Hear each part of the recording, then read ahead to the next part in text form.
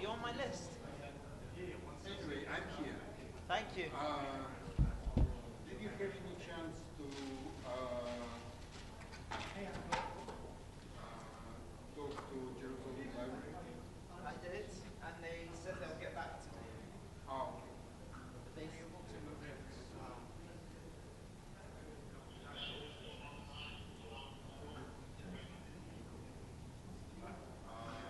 it could be reflective.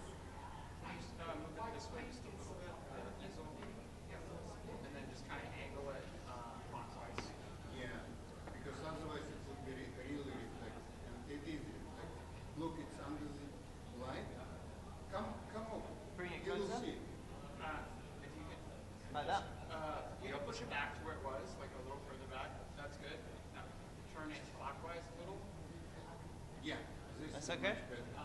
Less reflective. Yeah, can the easel come like pull back a little bit? No.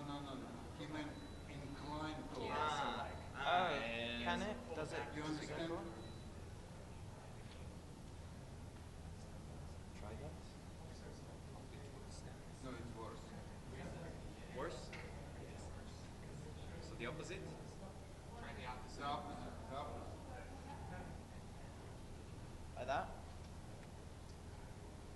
Pull it just a smidge. More? Just a smidge forward. Sorry, other direction. Right. Question, please. Can you extend back leg more? That's what we're doing.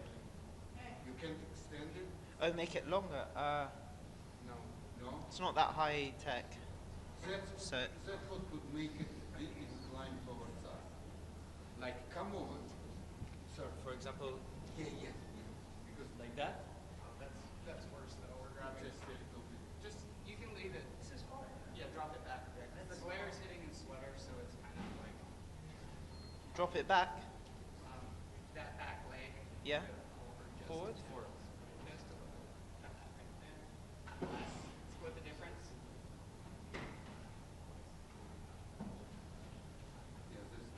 Yeah? That'll work. Okay. And then when the ambassador speaks and his guest is here, when the camera's facing this, will this also be in shot? Would you like it to be in shot? Yeah. Yeah, that would be great. Thank you. Where's the guest gonna stand? The ambassador will speak first. I'll introduce them both, and the ambassador will speak, and then she will speak. So they'll both take turns Okay. at the podium. That's fine. Just whenever one of them's not speaking. If To they be on can this stay side. Yeah. And then even if they're on this side, will that camera capture all of this or just the speakers? Probably the speaker and that, and then when they're done referencing, it'll go just to the speaker. Okay.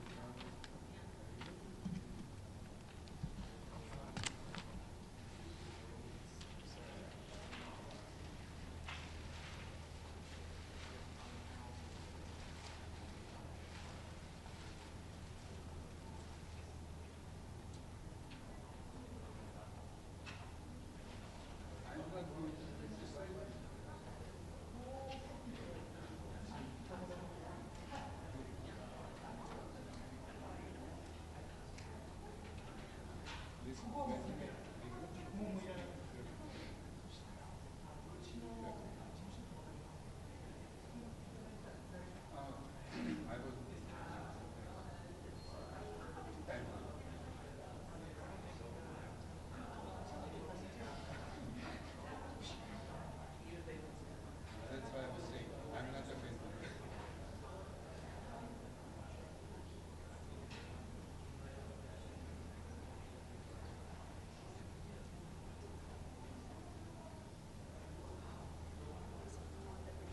No, 20 years ago, I was covering the news once a month.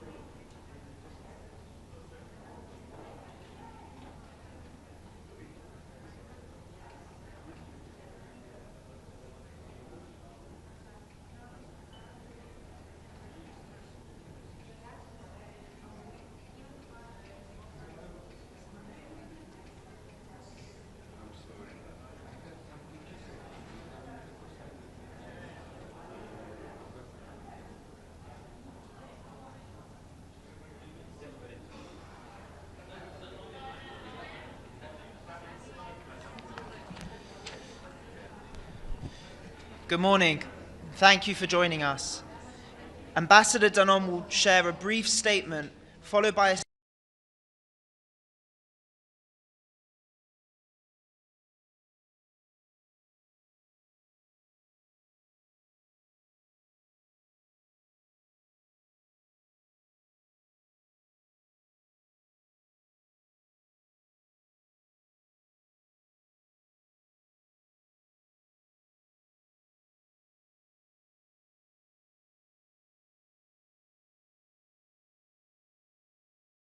but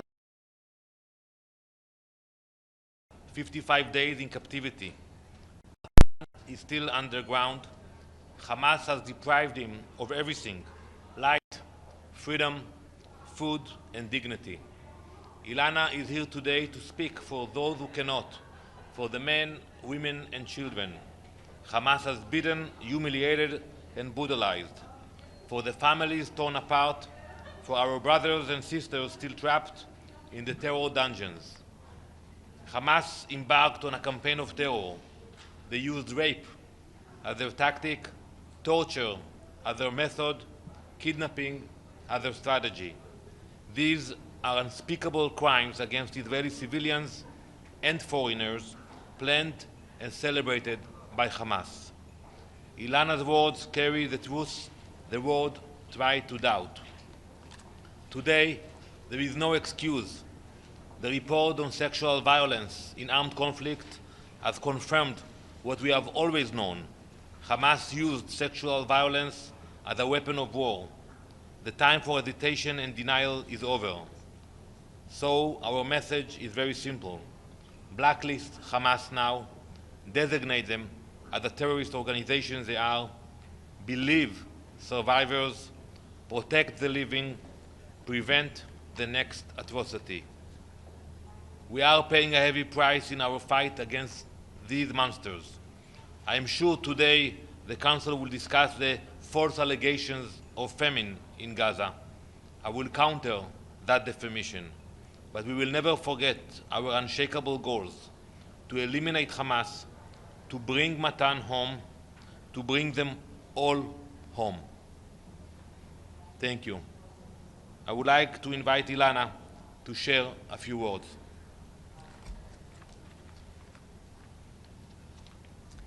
My name is Ilana Gritsovsky. I was born in Mexico and moved to Israel at the age of 16 alone, without my family, and began my life there. A few years ago, I moved to Niros, a kibbutz near the border with Gaza, where I built a home with my partner Matan Sangauker. Our life was simple, ordinary, full of plans, until October 7 shattered everything. On October 7, at 6:30 in the morning, my life changed forever. That morning, Matan and I were sleeping at home, surrounded by everything we love. Within minutes, terror was upon us. We wake up to sirens, like every time before, without imagining that this time it was not just sirens. It was an attack by armored, funded, and violent terrorists who entered our home with intention to destroy everything belonging to us. I was taken to Gaza and was held hostage for 55 days. I never knew what to expect. Night interrogations, movements to different locations, from one civilian home to the next, or to a hospital. I was constantly being used as a human shield. I spent time in tunnels where it was hard to breathe. The air was stiff, there was no light, and walking was nearly impossible. They took away my humanity, piece by piece. Each time they moved me, telling me I was going to my way home. They were ready to keep us alive, only to explode us even more. I spent entire days starving and hungry. Every little thing I ate couldn't keep it down. I felt that I don't have no strength left to fight. I did not know if it was day or night, if I was going to survive or die. And these were the moments when I developed deep post-trauma, the feeling that you can feel safe, that my life isn't mine, that my body is disconnected from my soul.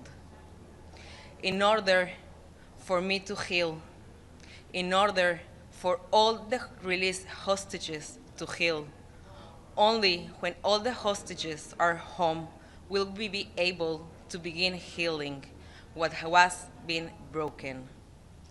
I am a testimony that bringing them home is possible. We won't let them wait any longer. They have no time. We must continue all the efforts to get them back with a deal. People in Israel want this war to end. I'm here not just for myself, but for every woman and man didn't make it home, for every voice which was ignored, for the 50 hostages still in Gaza, for their families. Matan, stay strong. Don't lose hope. Your mom, sister, our dog Nuni, and I, we are waiting, fighting for you. Thank you.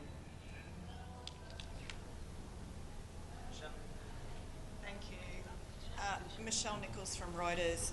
Thank you, Ilana, for sharing your story with us. Ambassador, I wanted to ask you about the strike on Monday. that killed several journalists at Nasser Hospital. The Israeli military said that Reuters and AP journalists weren't the intended target, but Reuters is regularly broadcast from there. So what went wrong? Who were the intended targets? Did Israel find them? What more information can you give us? Well, first, we regret the loss of life of any journalist or non-combatant. You know, we fight Hamas. That's our goal, to eliminate Hamas. We are still looking into the details of that incident, and I'm sure that in the next few days we will have more information about that. But Prime Minister Netanyahu was very clear that he said it was a tragedy. We regret it. You know, during wartime you have such kind of incidents, but our goal is to fight terrorists, not journalists, not anyone who is not involved in terrorism. Ambassador Xu Dezhi with China Central Television. We heard the atrocity of those hostages. But the thing is, in Gaza now 62,000 people passed away. There are more people in Gaza, maybe share the same atrocity. Is there a better way to solve this problem? Is this Gaza City operation needed, necessary, really? So I will tell you that we know how this war will end, with the hostages coming back home and Hamas is not in power. The sooner it will happen, there will be less suffering for everybody. So I'm not familiar with any other option.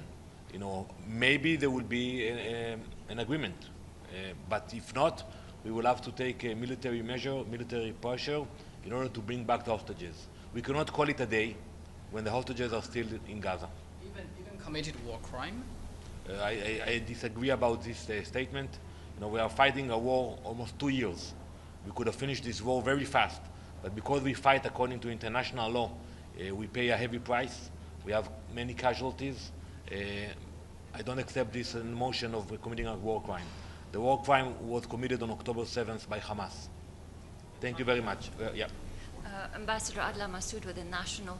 President Trump said that he expects the Gaza war to end by the end of this year. Do you agree with this assessment?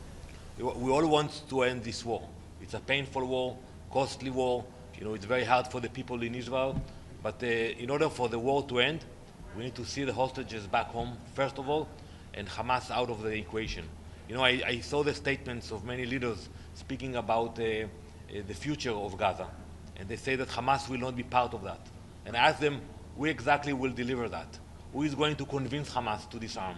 So I think the pressure we are putting now is the only way to make sure that Hamas will not be part of the game.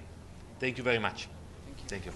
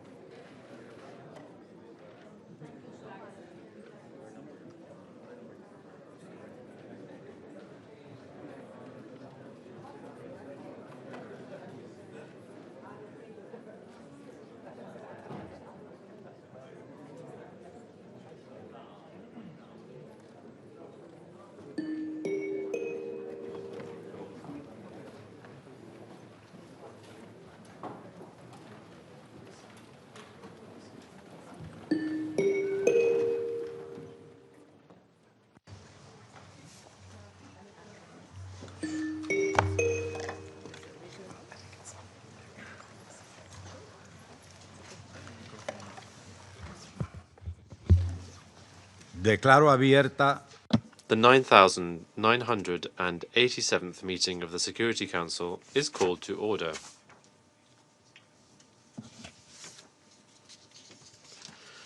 The provisional agenda for this meeting is the situation in the Middle East, including the Palestinian question. The agenda is adopted.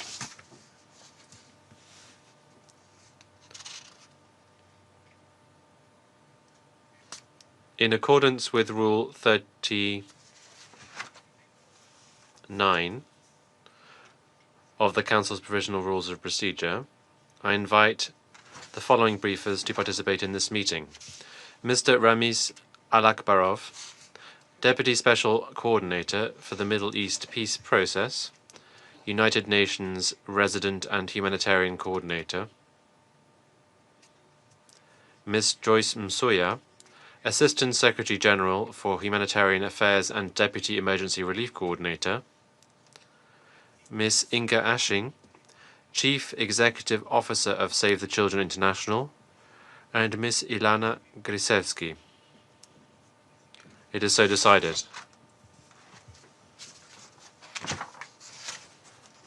I propose that the Council invite the permanent observer of the Observer State of Palestine to the United Nations to participate in the meeting, in accordance with the Provisional Rules of Procedure and the previous practice in this regard.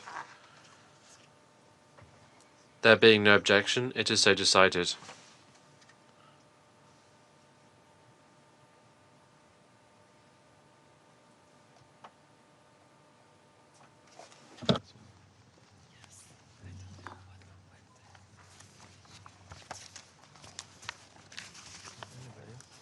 Israel. De conformidad con el artículo 30. In accordance with Rule 37 of the Council's Provisional Rules of Procedure, I invite the representative of Israel to participate in this meeting. It is so decided. The Security Council will now begin its consideration of Item 2 of the agenda. I now give the floor to Mr. Ramiz Alakbarov.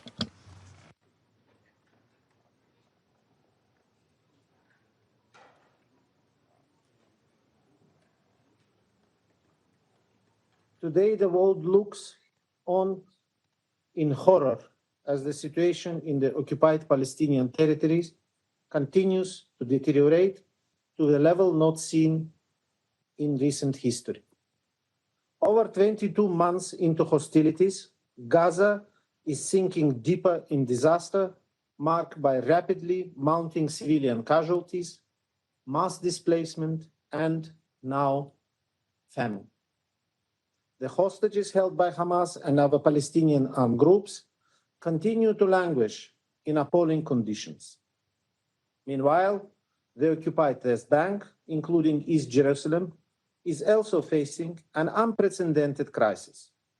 Relentless expansion of settlements, demolitions, intensifying violence continue to undermine any prospect of peace. The choice could not be clearer. Continue the current path of perpetual conflict, entrenching the occupation, or recommit to a political process that will solve the conflict, end the occupation, and realize a two-state solution. Mr. President, tragically, there is no end in sight to the conflict in Gaza. Despite a renewed push by the mediators to reach a ceasefire and hostage release deal, a breakthrough remains elusive. Israeli strikes have intensified throughout Gaza, hitting IDP tents, schools, hospitals, and residential buildings. The human toll of these hostilities has been staggering. Since 23rd July, at least 2,553 Palestinians were killed, according to the Ministry of Health in Gaza. Some 271 were reportedly killed while attempting to collect aid, including in the vicinity of militarized distribution sites. Palestinian armed groups also continue to target the IDF and sporadically launch rockets towards Israel. Journalists continue to be targeted, with over 240 journalists killed in Gaza since the conflict began.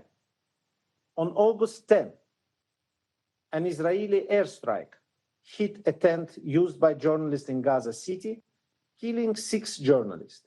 The IDF said they were targeting Al Jazeera correspondent Anas al-Sharif, who they said was the head of a Hamas cell. On 25th August, Israeli strikes on Nasser Hospital in Khan Yunis killed at least 20 Palestinian civilians, including medical personnel and journalists. I reiterate the Secretary General call for an independent and impartial investigation into these killings. The UN and its partners are working tirelessly to assist the population, but the security risks are extremely high and the current mitigation measures are woefully inefficient. On my recent visit to Gaza, I was stunned at the scale of the destruction and suffering. I met humanitarian workers risking their lives to deliver aid while themselves living in intolerable conditions.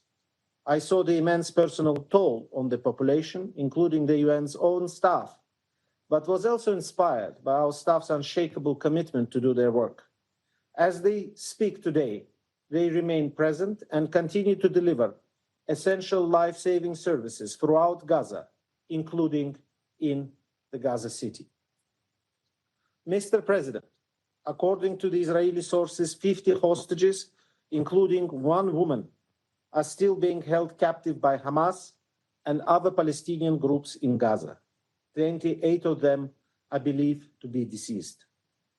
While visiting affected communities in Israel, I saw the shattered homes of Niroz, where 1 in 4 residents was either murdered or abducted on 7 October. I met survivors who carry unbearable loss and trauma.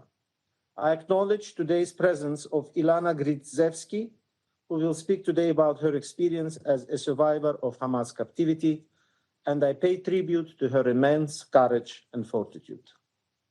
I have also met with the family members of other hostages held by Hamas, including Eviatar David, who briefed this council recently. In my meetings, I could see unimaginable pain in their eyes. I was also impressed by their remarkable strength.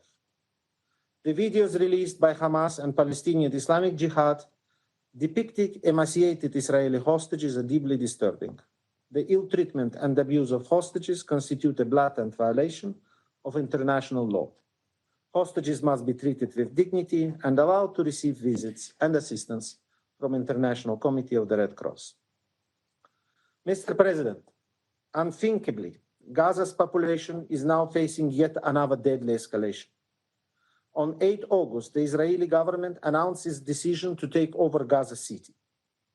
The resulting military operation is ongoing and, as we speak, for the population already struggling to survive, the Palestinians in Gaza are now seeing their worst fear becoming reality in front of their eyes.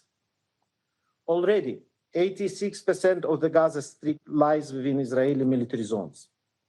Expanded military operations in Gaza City will have catastrophic consequences, including displacement of hundreds of thousands. I am deeply alarmed by the findings of the latest IPC analysis, confirming that famine is engulfing the Gaza governorate. Ending famine is a race against time. It will require a dramatic increase in the quantity and quality of food entering Gaza. It will also require restoring the basic systems, such as water and sanitation, health services, food production, all what is needed to sustain human life. My colleague, Assistant Secretary General Msuya, will cover the IPC findings in more detail in her briefing. Mr. President, recent steps by Israel, including the 27 July announcement of a daily pause in operations in specific areas in Western Gaza, and its approval on the 5th August of a mechanism for the controlled entry of commercial goods, have increased the supply of essential items to Gaza. Israeli authorities have also approved the entry of more diverse array of supplies, including animal feed materials starting this week. But let's be clear, these steps are nowhere near sufficient to address the vast scale of the needs. The lack of law and order also presents a significant obstacle to humanitarian operations. The unbearable conditions in Gaza have led to looting by desperate civilians, while looting by organized groups also continues to undermine relief efforts. It is imperative to restore the required condition for functional, community-based distribution systems to reach the most vulnerable. Israel's imposition of the new requirement on INGO registration is further constraining humanitarian response. With the deadline looming to meet the new requirements, many international non-government organizations operating in Gaza may be forced to cease their activities, leaving vulnerable communities without essential support. I urge the government to rescind the new registration requirement. All parties must allow rapid, safe, unimpeded, and large-scale delivery of humanitarian aid. Civilians, including humanitarian workers, and those seeking aid must be protected. Mr. President, for the sake of humanity, I urge all sides to put an end to this brutal war immediately. The only way to stop the immense and undescribable human suffering is through a full, immediate, and permanent ceasefire and the unconditional release of all hostages. Mr. President, the situation in the occupied West Bank, including East Jerusalem, continues to spiral dangerously downward. The territory envisaged for the future Palestinian state is shrinking, while a one-state reality of unlawful occupation and perpetual violence is rapidly advancing. During the reporting period, Israeli security forces continued operations in northern cities and refugee camps. More than 32,000 residents of three camps remain displaced as the result of these ongoing operations. They must be able to return to their homes and services, including those of UNRWA, which must be restored. In total, in the West Bank, 9 Palestinians, including 4 children, were killed by the Israeli security forces during the reporting period.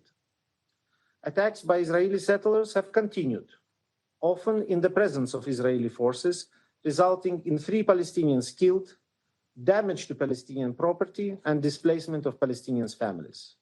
Attacks by Palestinians against Israelis also continued, with no fatalities reported in the last month. On 28 July, Palestinian activist Auda Hathalin was shot and killed by a settler in Masafer Yatta, and his 5-year-old son Vatan stood by, witnesses his father's death. When visiting the family, I held Vatan in my arms and thought about the enormous tragedy of his future life without a father and with his community facing the constant threat of violence and displacement. No child should face such horror. Perpetrators of settler violence must be held to account. Palestinians must be able to live safely on their land. Mr. President, since 7 October 2023, settlers' attacks have escalated in frequency and become more violent and deadly. These attacks have increasingly led to forced displacement. Frequently, settlers then move into areas that were fully displaced and establish outposts with the acquiescence of Israeli authorities. This leads to further settlement expansion and consolidation of Israeli control. Corresponding government decisions are fast-tracking settlement expansion, including in the most highly strategic areas. On 20th August, the Israeli High Planning Committee approved a plan on the construction of more than 3,400 housing units in the area EU1. If implemented, the move would effectively see a connection between the northern and southern West Bank. As such, it would undermine the possibility of a viable and contiguous Palestinian state.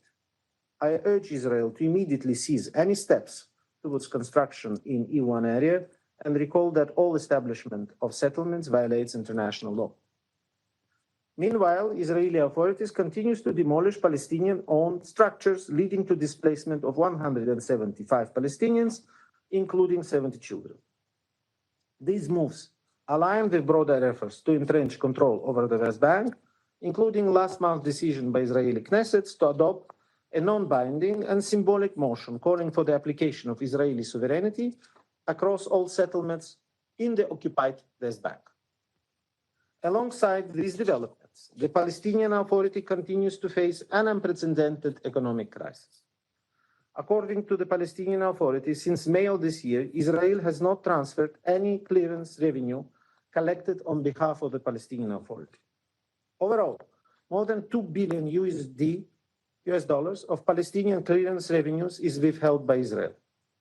The correspondent banking relationship with Israel is under constant threat, and accumulation of excess shekel in Palestinian banks has escalated into a systemic crisis. All this presents a grave threat to the Palestinian economy and banking system. If left unattended, it could threaten the viability of the Palestinian Authority.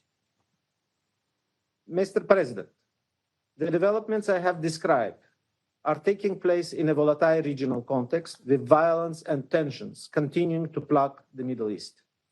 This week alone saw another exchange of fire between the Houthis in Yemen and Israel, continued Israeli strikes in Lebanon, and IDF incursions in Syria. I welcome ongoing diplomatic efforts to de-escalate tensions and urge implementation of all relevant UN resolutions and existing agreements. Mr. President, this alarming picture compels us to act with determination to reverse the present trajectory, starting with the ceasefire and the release of all hostages. What is needed now is a bold action to resolve the conflict, end the occupation, and re-establish a political horizon. In this regard, I welcome the convening of the high-level conference on the implementation of two-state solution, co-chaired by France and the Kingdom of Saudi Arabia. The message from the international community is clear. The two-state solution remains the only viable path towards just and lasting resolution of the Israeli-Palestinian conflict. We must work collectively now to advance practical steps, including through our engagement at the upcoming UN General Assembly High-Level Week in September. With Gaza immersed in a situation so horrendous that it defies basic humanity, and with the West Bank facing genuine threats to its long-term existence, we can no longer wait. I thank you for your attention, Mr. President. I thank Mr. Alakbarov for his briefing. I now give the floor to Ms. Joyce Msuya. Mr. President, members of the Council, as I brief today, I'm reminded of previous messages we have delivered to this Council over the past months, cautioning that famine, then a worst-case scenario, was becoming increasingly likely. On 22nd of August, the Integrated Food Security Phase Classification Famine Review Committee confirmed that famine is now occurring in Gaza Governorate and is projected to expand further to Deir al-Bala and Khan Yunis by the end of September. Allow me to share some numbers. Over 500,000 people currently face starvation, destitution, and death. By the end of September, that number could exceed 640,000. Approximately 1 million people are in emergency IPC phase 4, and over 390,000 are in crisis IPC phase 3. Virtually no one in Gaza is untouched by hunger. At least 132,000 children under the age of 5 are expected to suffer from acute malnutrition between now and mid-2026. The number of those at risk of death among them has now tripled to over 43,000. For pregnant and breastfeeding women, that number is predicted to surge from 17,000 to 55,000. My colleague from Save the Children will speak in greater depth on this. The suffering of children remains one of the most heartbreaking dimensions of this crisis. Mr. President, behind these stark numbers are human lives, daughters, sons, mothers, and fathers, futures cut short and communities scarred. The Famine Review Committee has been called 5 times to assess food security and nutrition in Gaza. We sounded the alarm after each of these assessments. We also reported to the Council twice under Resolution 2417 on conflict and hunger, first in February 2024 and again in June this year. Let us be clear, this famine is not a product of drought or some form of natural disaster. It is a created catastrophe, the result of a conflict that has caused massive civilian death, injury, destruction, and forced displacement. Last month, over 100 Palestinians on average were killed every day, according to the estimates by Gaza's Ministry of Health, nearly twice the average daily toll recorded in May. In the same period, some 800,000 people were newly displaced, pushed into overcrowded areas that lack shelter and other essentials. This famine is also the result of 22 months of restricted and compromised delivery of essential humanitarian and commercial supplies, degraded health and nutrition systems, lack of adequate shelter, and broken water sanitation and hygiene networks, which have accelerated the spread of disease and turned menstrual hygiene into a nightmare for women and girls. The famine in Gaza is also the result of a destroyed food production system where 98% of the cropland is damaged or otherwise inaccessible, and where livestock is decimated, as ASG Alakbarov has just shared. Mr. President, we have seen an uptick in aid entering Gaza over the past weeks, including in the number of trucks and fuel tankers. During this time, the UN and our partners have brought in at least 12,000 metric tons of wheat flour, supported 80 kitchens serving 400,000 meals daily, brought in therapeutic food for 30,000 malnourished children for 1 month, delivered truckloads of vital medical supplies, including blood units, and ensured clean water reached over 1,000 locations, alongside hygiene kit distribution and network repairs. Limited commercial traffic has also resumed in the past weeks. This has helped to bring down prices of key commodities, although they remain elevated and largely out of reach for much of the population. And after a long pause, supplies of animal fodder have resumed over the past several days. These are important developments, but they will neither reverse famine nor stop it in its tracks. To meet the needs of 2.1 million starving and hungry people, we need much, much more. We need to bring in and deliver greater volumes of life-saving assistance. We need the restrictions on essential items to be lifted. And we need a halt to the delays and denials that undermine our work every day. I would like to thank Mr. Alakbarov for his leadership as humanitarian coordinator on the ground, in particular for his ongoing engagements to address the serious constraints we are facing. Mr. President, international humanitarian law is a vital safeguard against hunger in conflict.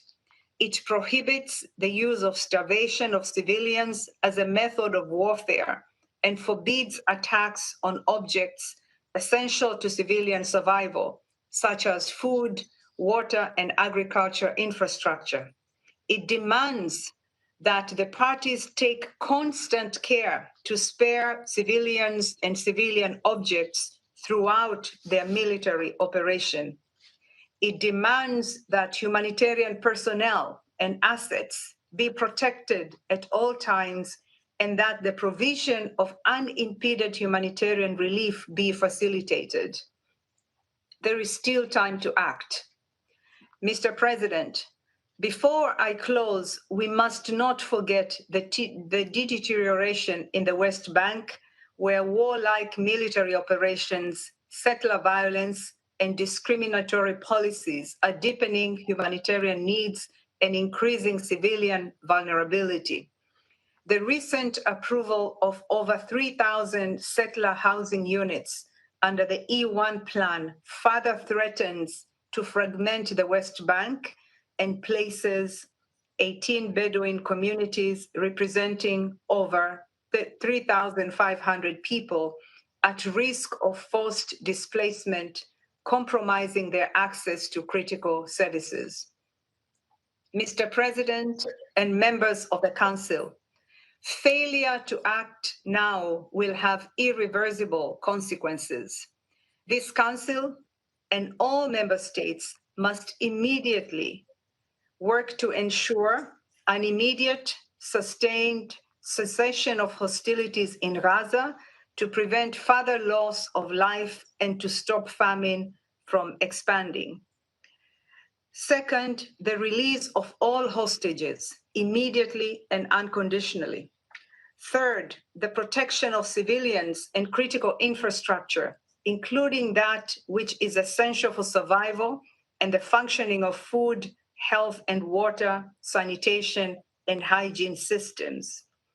Fourth, safe, rapid, unimpeded humanitarian access through all entry points and to all people in need across the Gaza Strip. This includes the delivery of immediate large-scale, multi-sectoral humanitarian assistance throughout the Strip, including items necessary for survival such as food and nutrition supplies, medicine, water and shelter, fuel and others. Fifth, the restoration of commercial flows of essential goods at scale, market systems, essential services, and local food production. Ending this human-made crisis demands that we act as if it were our mother, our father, our child, our family trying to survive in Gaza today. We must all do more and quickly. Thank you. Agradezco. I thank Ms. Nsuya for her briefing. I now give the floor to Ms. Inga Ashing. Mr. President, members of the Security Council, the Gaza famine is here. An engineered famine, a predicted famine, a man-made famine. As we speak, children in Gaza are systematically being starved to death. This is a deliberate policy. This is starvation as a method of war in its darkest terms. So the children's clinics in Gaza are overwhelmed by need, every bench packed with malnourished children and their mothers. Yet our clinics are almost silent now. Children do not have the strength to speak or even cry out in agony. They lie there, emaciated, quite literally wasting away. Their tiny bodies overcome by hunger and disease. The medical and specialized nutrition supplies they need all but used up. Without these, malnourished children will die. A few kilometers away stand ready a sea of supplies. Thousands upon thousands of truckloads of life-saving items, all blocked. The government of Israel could end this famine tonight if it choose to, and end its deliberate obstruction and let humanitarians do our work. Instead, there are reports of escalation in Israeli military activity in Gaza City, more attacks on hospitals, more killing. Mr. President, at our child-friendly spaces, children draw what we call wishing clouds so that they can imagine a better future. In Gaza, children used to wish for school or peace or to see their friends again. Once the total siege began in March, children would increasingly tell us that they wish for food, that they wish for bread. These past few weeks, more and more children have shared that they wish to be dead. One child wrote, "I wish I was in heaven where my mother is. In heaven there is love, there is food and water." Children are being killed in Gaza by bombs, bullets, and now starvation. An entire generation at risk of being wiped out. Every decision maker in every capital in the world, everyone in this room, has a legal and moral responsibility to act to stop these atrocities. Famine means that there are no more breaking points and no more alarm bells. It is the worst case scenario. We told you this was coming, loudly and clearly. It has been constructed by design for 2 years. Famine is a technical term. It is determined by an independent, globally respected body known as the IPC. When there is not enough food, children become acutely malnourished and then they die, slowly and painfully. This, in simple terms, is what famine is. By measuring a child's weight related to their height and their upper arm to assess the amount of body fat and muscle they have left, we can objectively measure in real time the slow descent into the horror of starvation. The lives of at least 132,000 children under the age of 5 in Gaza are now at risk of acute malnutrition. This number has doubled since May 2025. Every other indicator confirms the IPC's assessment. In the first 2 weeks of August, well over half of pregnant women and new mothers screened at Save the Children's clinics were malnourished, 7 times higher than before the siege began in March. We have since run out of the supplement designed to prevent pregnant women and new mothers becoming malnourished. Mr. President, this is the predictable results of a policy of a sustained siege on food, medicine, and fuel. This month, over 100 aid organizations called for an end to the weaponization of aid in Gaza. These NGOs have worked in the occupied Palestinian territories for decades and are trusted and experienced. Israeli authorities have rejected requests from dozens of NGOs to bring in life-saving goods to Gaza and have tied continuous operations to new registration rules. These registration rules require impartial humanitarian actors to take actions that are unlawful, unsafe, and incompatible with humanitarian principles. The result is a further obstruction to unhindered, principled humanitarian access. Children in Gaza do not need so-called creative solutions, not airdrops that deliver almost no aid while occasionally hitting and killing civilians, nor creating inhumane militarized distribution systems where hundreds of civilians have been killed seeking food, forcing those who survive to choose between being maimed and humiliated collecting scraps of food or watching their loved ones waste away before their eyes. Families we support increasingly refer to these distribution points as the jaw of death. Instead, children in Gaza need member states to take action. The endless violence, cruel and illegal siege, block on the UN-led humanitarian system, mass killing of humanitarian workers, ban on UNRWA, and obstruction and threats of deregistration against NGOs are driving the humanitarian catastrophe, which in its turn is causing famine. Independent entities mandated to conclude and determine whether atrocity crimes and war crimes are taking place have done so. In addition, grave violations against children are being committed at an unprecedented rate across the occupied Palestinian territory, according to the Secretary General's annual report. The overwhelming majority were perpetrated against Palestinian children, though there are violations against Israeli children too, including children being taken hostage. Every child has the right to survival, to safety, and to a future. Any violation is a breach too far. Violence in the West Bank have been escalating at an alarming rate. Children face home demolitions, displacement, harassment, and intimidation by Israeli forces and settlers, including on the way to and during school. The mental health toll this has on their still forming minds is devastating. Save the Children is particularly alarmed by the detention of Palestinian children in the Israeli military detention system, which is a long-standing child rights crisis. No child should ever come in contact with a military court. Yet Palestinian children are the only ones in the world who are systematically prosecuted in military courts. These courts do not meet international juvenile justice standards. It is an abusive, inhumane system where children consistently report being physically, emotionally, and sexually abused, humiliated, and starved. Children held in this system must be released immediately to prevent further harm and protect them from practices that could amount to torture. The military detention of Palestinian children must end. There must be accountability for all crimes committed against children, against civilians, and hostages. Mr. President, children in Gaza urgently need the following: an immediate and definite ceasefire and the release of all children deprived of their liberty, including hostages and children held in military detention. The government of Israel must lift the siege and let the aid flow.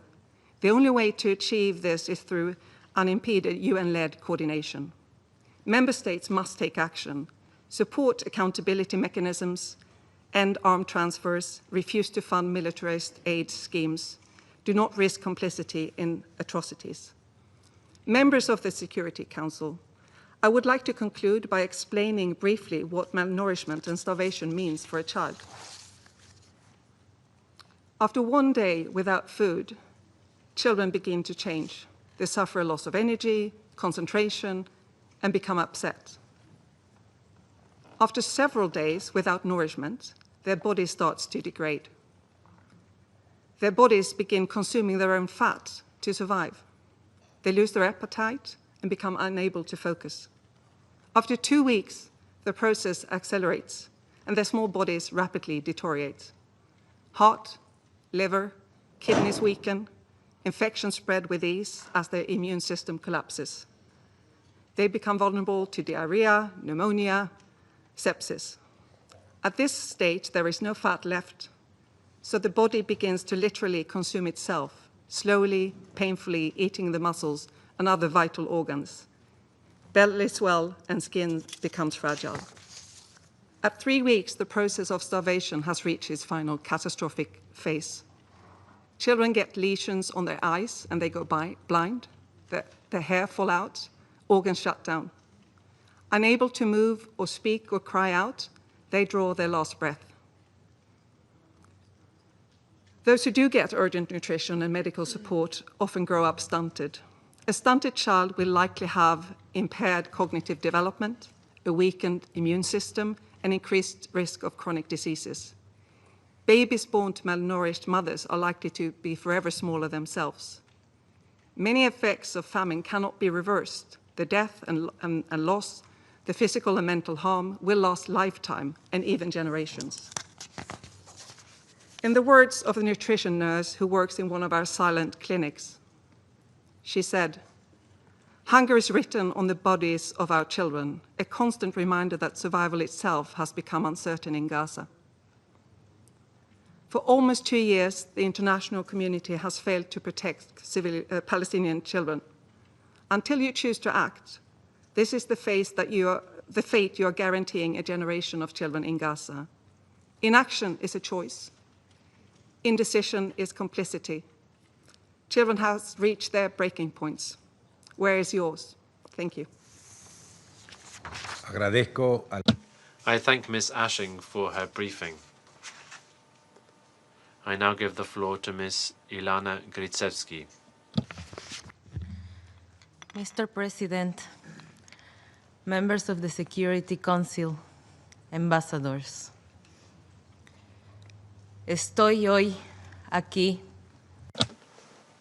I am here today, before you, not just to raise my voice, but also for those who are not able to be here today.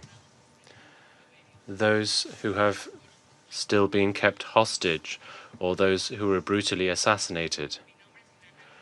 My name is Ilana Gritsevsky. I was born in Mexico into a Jewish family, profoundly connected to Israel. My home was always full of traditions and customs linked to Israel. One of my memories of childhood is to understand the work undertaken by many international organizations such as the UN and UNICEF. When I was in school, we always proudly promoted the values that I had learnt from the institutions. However, I'm now here, and I'm wondering, where were these organizations when I needed them most? I made Aliyah to Israel by myself. That decision was driven from my need to feel safe. Safe in a country which is free of danger from delinquents and cartels. A country where I can feel connected to my people, its culture, and have a future. Leaving everything behind wasn't easy, but I knew I was on the right path. Near us, a kibbutz near the border with Gaza, I built a home with my partner, Matan Sangauker. Our life was simple, ordinary, full of plans. I owned a bakery, and later I was the manager of a greenhouse. Until October 7, shattered everything. At 6:30 in the morning, my life changed forever. That morning, Matan and I were sleeping at home, surrounded by everything we love. Within minutes, terror was upon us. We wake up to sirens, like every time before. Without imagining that this time, it was not just sirens. It was an attack by armed, funded, and violent terrorists who entered our home with intention to destroy everything dear to us. At first, we heard gunshots and shouting in Arabic, and immediately realized that hell was before us. We looked ourselves in the same room, Matan holding the door with all his might. Wael tried to calm our dog Nuni and keep him quiet, but we already know. They were going house to house in our kibbutz, near us, looking to kill, kidnap, and rape. It was our turn. They broke into my house, shooting in everything direction and breaking everything until Matan could no longer hold the door of the safe room. At that moment, we jumped out the window in an attempt to escape death. In that moment, I lost contact with Matan. I hid behind a cabinet on the back porch of my neighbors, Gadi and Judy's house. Gadi Haggai and Judith Weinstein Haggai, like so many others in Eros, were murdered on October 7, and their bodies were taken into Gaza. Slowly, I hear the sound of dry lives breaking and the shout of terrorists approaching. And then they grabbed me by my hair, hit me on the stomach, causing me lose my breath. They dragged me across the floor, lift me, and throw me against the wall. They put guns at me, tried to fill me with my phone. I raised my hands, told them I was Mexican, begging them not to hurt me, not to rape me, not to shoot me, just let me go. The only thing I could think was why my family have to see me end my life like this. The terrorists beat me, humiliate me, touched me all over, threw me on the motorcycle, and took me to Gaza. I saw Niros, the place where we built our life, turned to ash. On the way to Gaza, when they start to touch me and sexual abuse me, I passed out physically and mentally. I couldn't handle it anymore. I guess my body prefers to shut down. They keep beat me because for them I was a prize. I wake up in a storm rain house, lying half naked on rocks, surrounded by Hamas terrorists. I had to beg not to be raped. I'm telling them I was on my period. At first, they didn't understand if I was on my period or I was pregnant, but nevertheless, that made them leave me alone. They threw me a hijab, a dress, at me, and ordered me to get dressed. I didn't know exactly what had been done to my body in those last minutes when I was in condition. But my soul already knew nothing will be ever the same. I was suffering for a fractured jaw, a broken pelvis, ear damage for explosion, and a burn leg.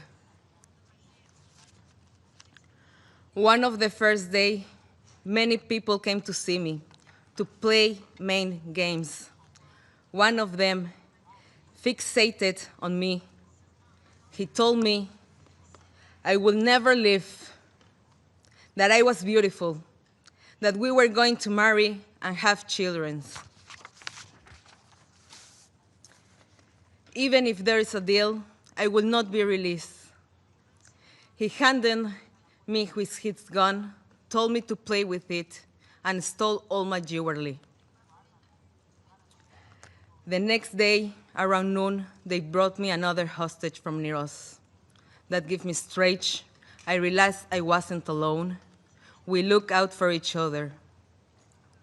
After a week, our wars told us that the IDF is going to attack the house, so we need to move to a different place. I found myself walking through the Gaza streets, holding the terrorist's hand as if I were his wife. When we arrived at the other apartment, all of the neighbors came out to see the new prize. They knew exactly who we are. We stayed there for only one day and moved again. This time, they took us to a dirty house full with cockroaches. We slept on the floor with a thin mattress that wasn't a really mattress. We spent over 14 days there with barely any food, almost no water, constant psychological terror, no basic human or humanitarian needs, such as medicine, showers, hygienic products. In 55 days in captivity, I lost 12 kilograms, which is around 24 pounds. They did not give me any medicines. No doctor came to see me, even though I told them that I was suffering from colitis and anemia. The terrorists dedicate everything, where we call talk, where we call go to the bathroom, when we call get up. They wake up us in the middle of the night for cruel interrogations. From the moment I was captured, the wars were with me all the time. They did not wear Hamas uniforms. They dressed like civilians. They told me that one of them is a math teacher, and the other one is a lawyer. For 50 days, they made me sure I could not escape. They told us all the time that we would be hostage for 5 or even 10 years. When it was time to eat, they took a lot of food to their room that they have meat, rice, and vegetables.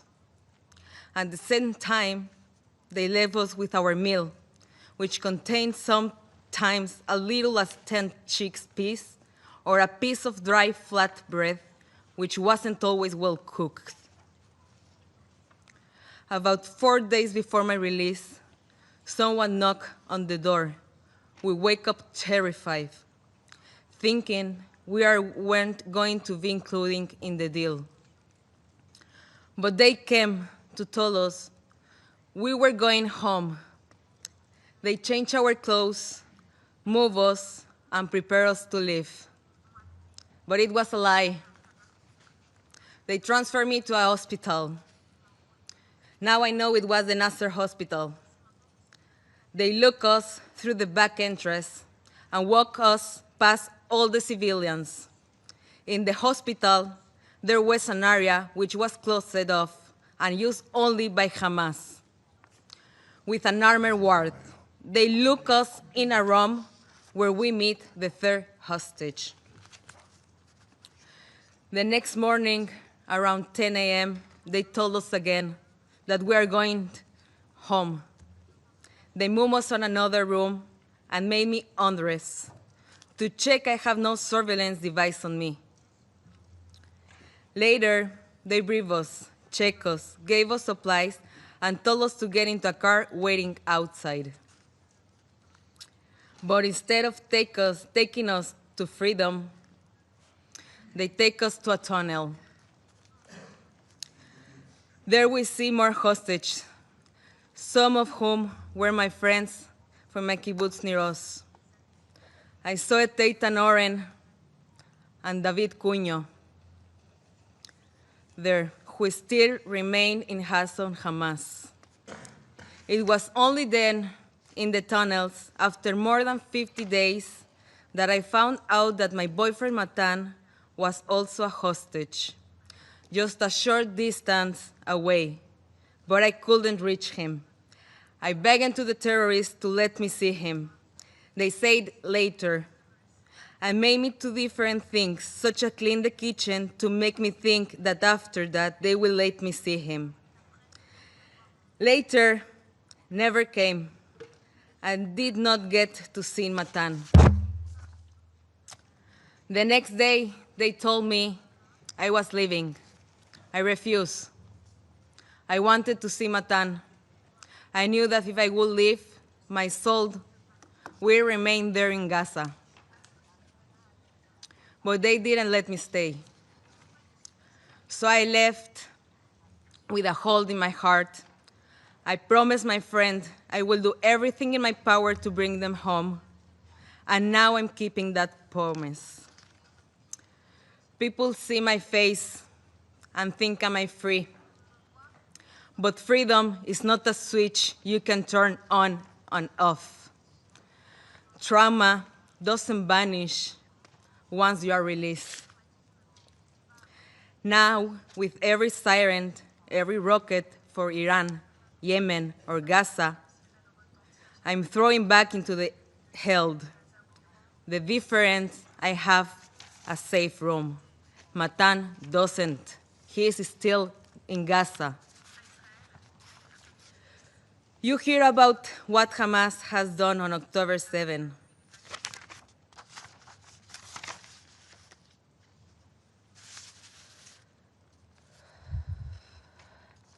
Women were raped, abused, and humiliated, and the world chose silence. Why is our pain treated as less? Why our histories questioned, denied, erased? I am here not just for myself, but for every woman and man who didn't make it home, for every voice which was ignored, for the 50 hostages still in Gaza, for their families. I'm calling on human rights groups and everyone who claims to care, stand with us, speak up, demand the truth, because silence is betrayal. Matan, stay strong. Don't lose hope. Your mom, sister, our dog Nuni, and I are all waiting for you. También estoy aquí. I am also here. I am also here today as a Mexican woman, because that's where I was born, where the cartels kill and torture people. They call them as they are. Terrorists, criminals, delinquents.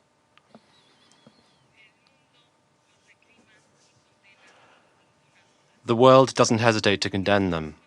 So that's why I wonder why Hamas, who burn children alive, rape women, and mutilate bodies, kidnap children and adults, why are they not condemned in the same way? Why is Hamas considered differently?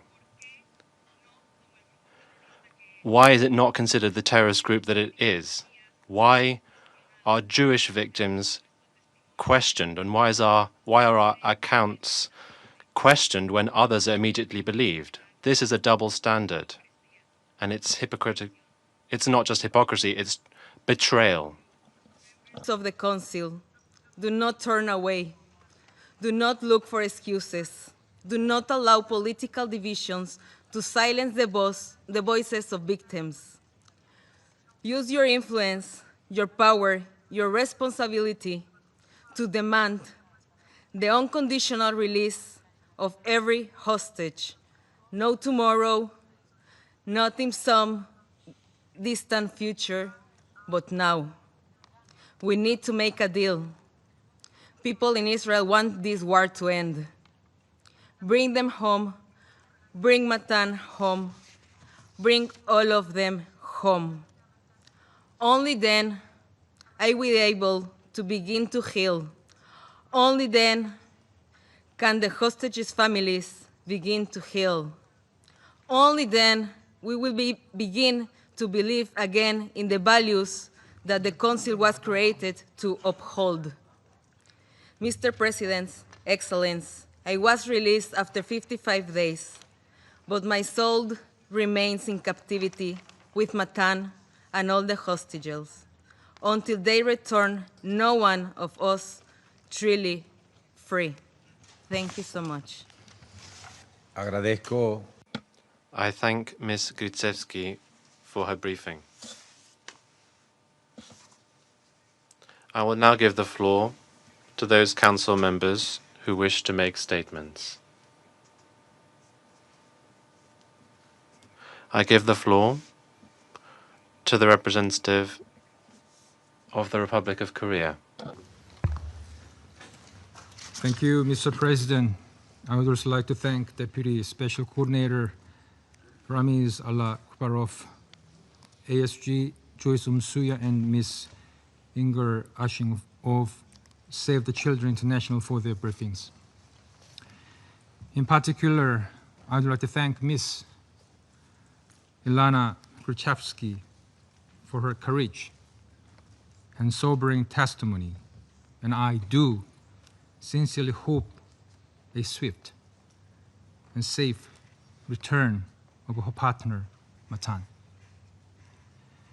Mr. President, earlier this week, the entire world witnessed yet another killing of medical staff and journalists by attacks of the IDF, directly targeting a hospital. As Secretary General Guterres pointed out, I quote, "These latest horrific killings highlight the extreme risks that medical personnel and journalists face in Gaza," I unquote. We are gravely concerned with the repeated pattern of attacks and incessant killings of civilians, medical staff, and journalists. We note the IDF's confirmation of the strikes and its intentions to launch an immediate inquiry. However, a mere inquiry is not enough. Since the war broke out, we have witnessed a series of investigations resulting in no concrete measures. Thus, we call for transparent and independent investigation on all possible violations of international humanitarian law, as well as full accountability for all violators. Mr. President, far too many innocent people have been killed in this war, sparked by the terrorist attacks by Hamas on October 7th and Israel's massive military attacks. And another alarm was sounded by recent media reports that Israel's classified military database identified less than 20% of the fatalities in Gaza as members of Hamas and other militant groups. Yet even before these reports, we already knew through numerous statistics, daily reports, testimonies, and video clips the scores of innocent civilians, including women and children, and aid seekers are being killed every single day. Thus, we reiterate our strong call for the protection of civilians by all parties in accordance with international humanitarian law. Humanitarian workers, medical staff, and journalists must be protected. And we call on Israel to allow international journalists to enter Gaza and report back with accuracy what is happening there. Mr. President, we are also deeply dismayed by the recent IPC report confirming the famine already happening in Gaza. As USG Tom Fletcher mentioned, it is unconscionable that a man-made famine is happening now in the 21st century, despite so many warning signs. We call on Israel to immediately lift all restrictions against the entry and distribution of humanitarian aid. We are aware of elevated efforts to expand delivery of aid inside Gaza, including the airdrops. But as repeatedly pointed out by the UN, the ceasefire earlier this year proved that the dignified distribution of aid on the ground by the UN and its partners is the most efficient way. Having said that, we reaffirm our strong support for the humanitarian system and relevant agencies, including the OCHA and UNRWA. We all are aware of the best way to protect civilians and to flow Gaza with aid: an immediate ceasefire and release of hostages. Expanding military operations, including an attempt to take control of Gaza City, will only exacerbate the humanitarian crisis in Gaza.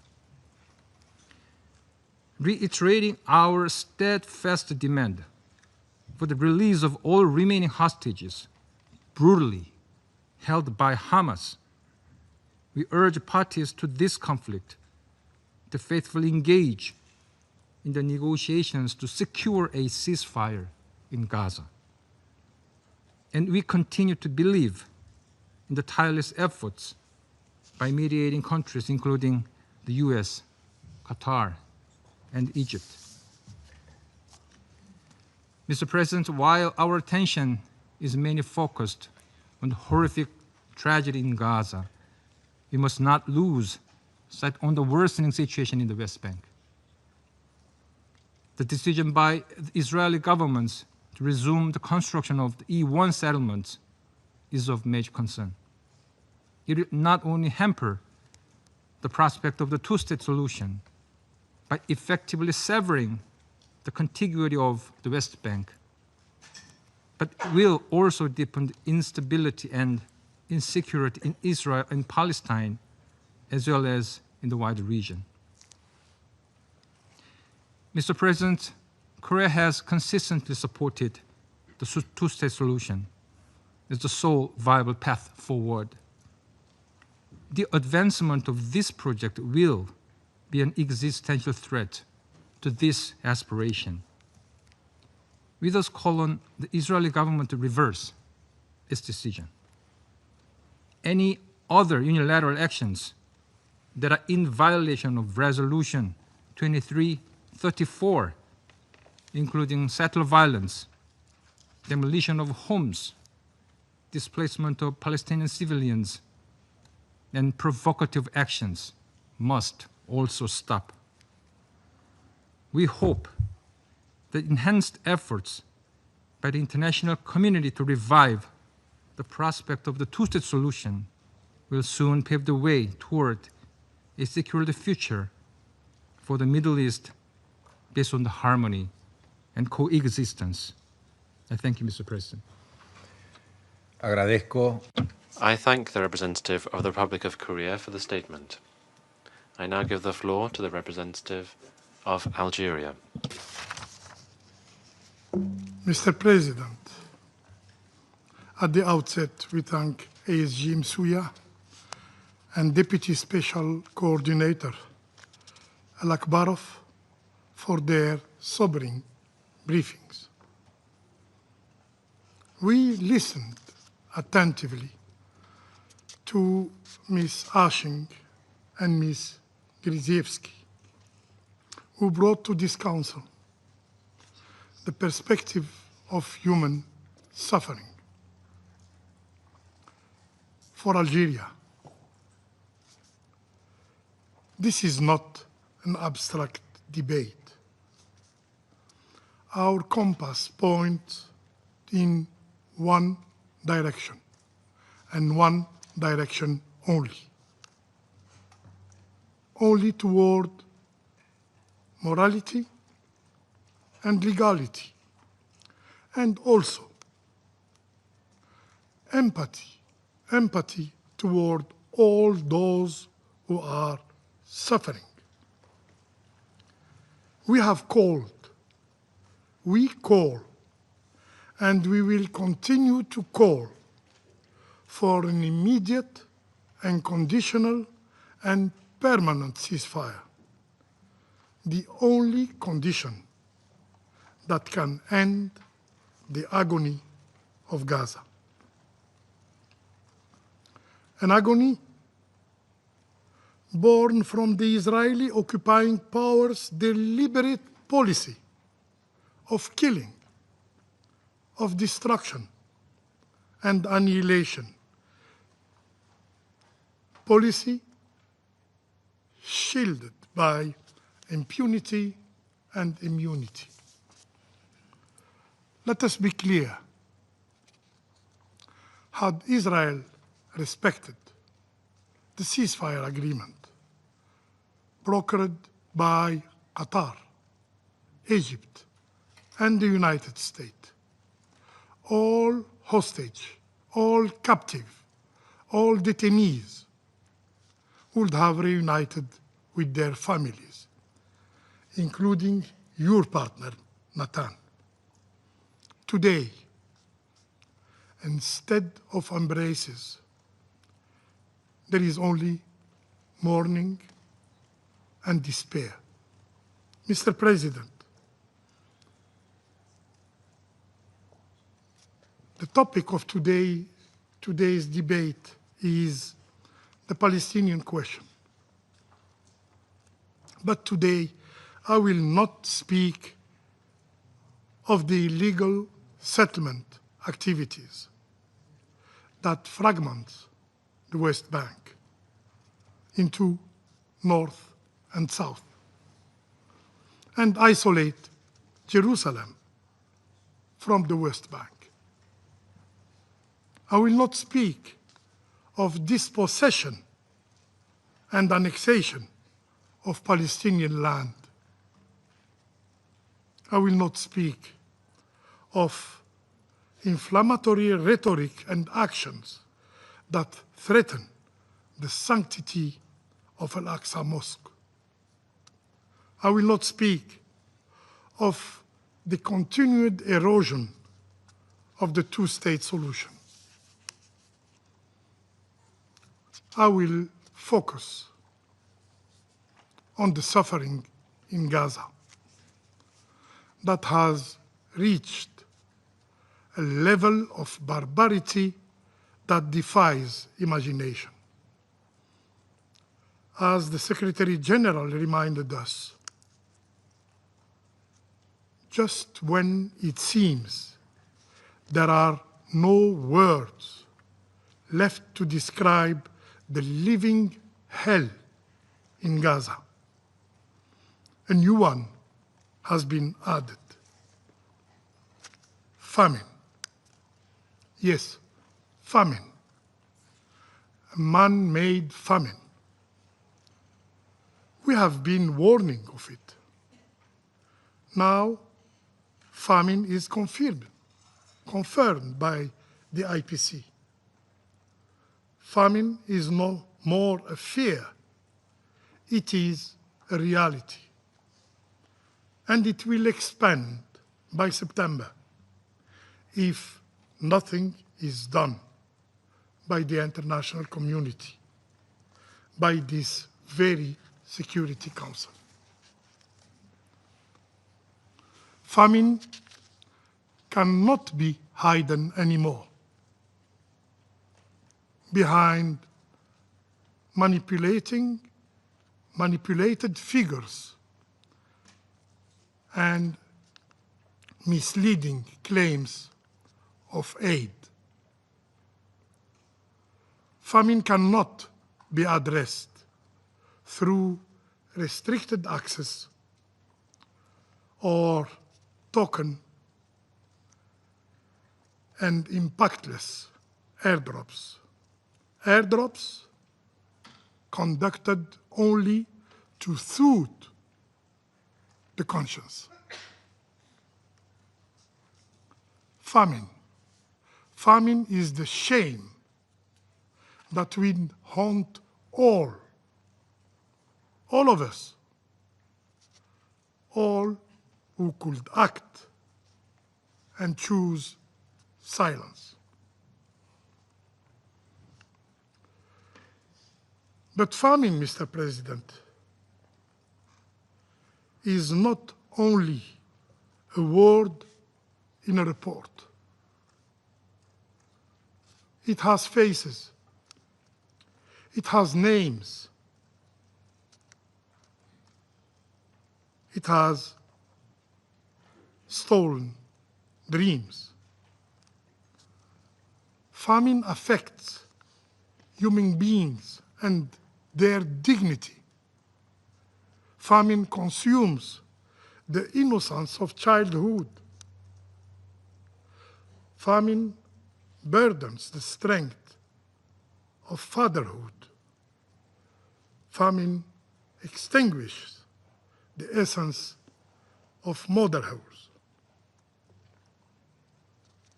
Famine drives humanity to its very limits. Pardon, President. Allow me to remind the Council. Yahya al-Najjar, 3-month-old,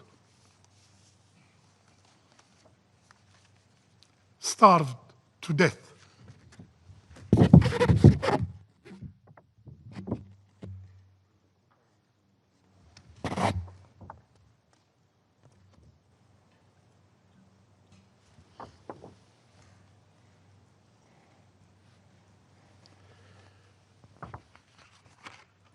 His mother, words cut deeper than any statistic. I quote, "He survived his last 4 days only on water infused with an ice, because no milk, no baby formula was available."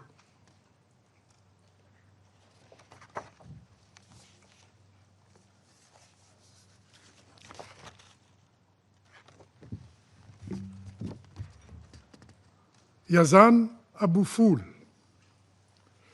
2-year-old. He is still alive. He stands shirtless in the hand of his father. Do you have children? Do you have grandchildren? Imagine being Yazan's parents, empty of despair, watching the candle of his life drop while powerless to help. Yazan Abu Fil, 2-year-old.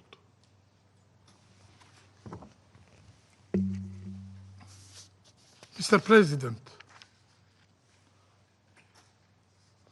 this is the reality.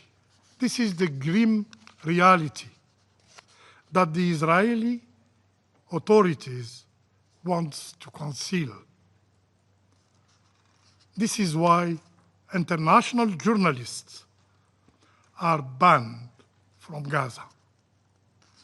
This is why Palestinian journalists are deliberately targeted and assassinated. 245 of them have lost their lives. Late August, the IDF, Israeli Defense Forces, deliberately killed 6 journalists. They carried nothing but the word, but the image, and they raised nothing but their voices. The world, this very Security Council, did nothing after this crime. And so, the Israeli occupying power repeated the same pattern. This Monday, the day before yesterday, at Nasser Hospital, 5 more journalists were killed, were assassinated. Among them was Maryam Abu Daqqa, a young, a beautiful mother. She was 33 years. Her armor was her press vest. Her weapon, a camera.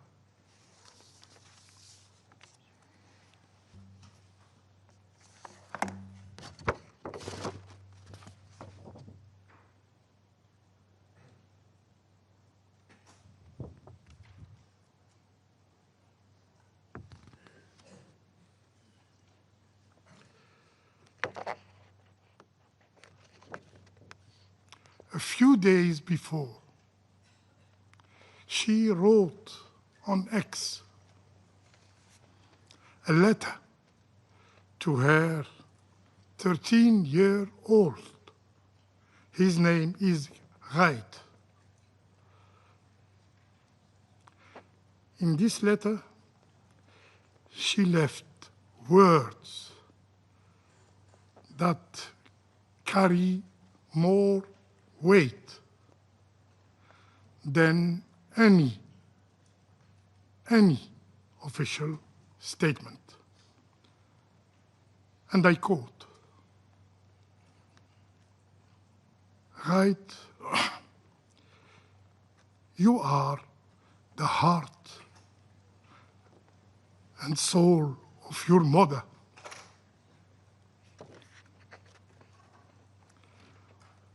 When I die, I want you to pray for me, not to cry for me. I want you never, never to forget me. I did everything to keep you happy and safe. And when you grow, when you marry,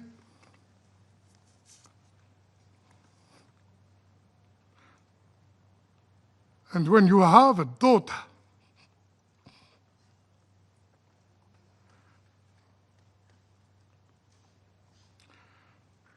name her Maryam, after me.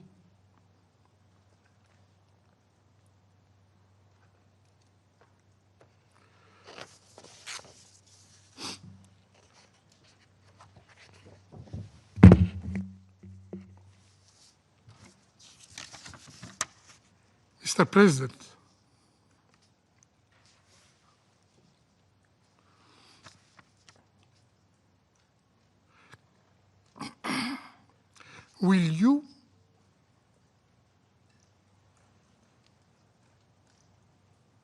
will this council persist as a theater of lamentation, endlessly echoing speeches, while Gaza burns for lack of actions? This council must act as a matter of duty, a moral duty, a legal duty, must act to impose a ceasefire and protect and save innocent lives, must act to ensure unhindered humanitarian access at scale,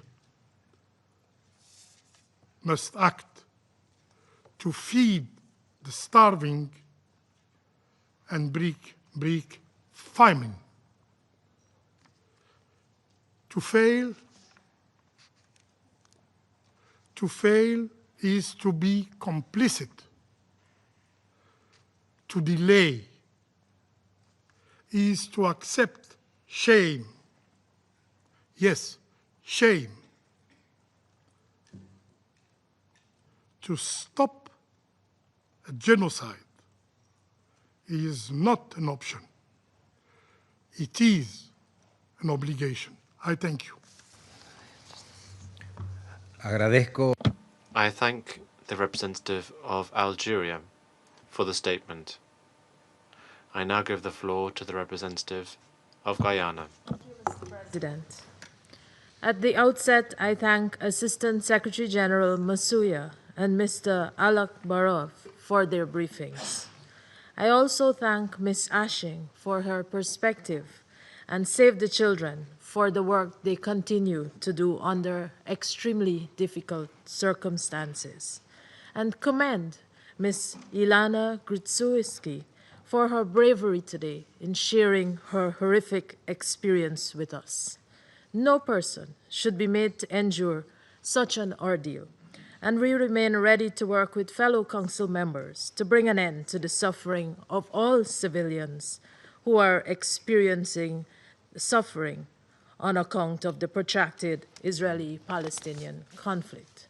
Mr. President, the past few weeks have been marked by several extremely troubling developments in the occupied Palestinian territory, further compounding the plight of the Palestinian people and deepening the present conflict.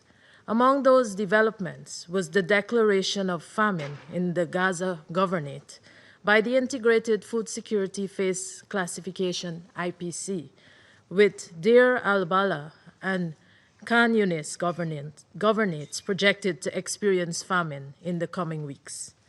The conditions imposed by Israel, including severe restrictions on the entry and distribution of humanitarian aid throughout Gaza at scale, and the void created by systematic dismantling of the humanitarian system in Gaza, have contributed in no small measure to this growing humanitarian catastrophe. In addition, the failure to find a resolution to the present impasse between the parties cannot be discounted. The aggregation of these factors has exacerbated the catastrophic humanitarian situation in Gaza, causing a purely man-made famine to take hold. Children are suffering the most, their small bodies wasting away from lack of food and nutrition. Guyana calls on the United Nations, including the Security Council, to exercise its responsibility to protect innocent Palestinian civilians who are suffering the indignity of dying from starvation. Mr. President, another element of concern is the fate of professionals operating in Gaza, or the denial of their entry into Gaza to render life-saving support. Doctors and other medical personnel have been unable to access visas to enter Israel. Many medical personnel have also been killed and injured in attacks on hospitals. Journalists continue to be fatally attacked, including during Monday's horrific attack on the Nasser hospital. We condemn these actions in the strongest terms and underscore that humanitarian workers and journalists are protected under international humanitarian law.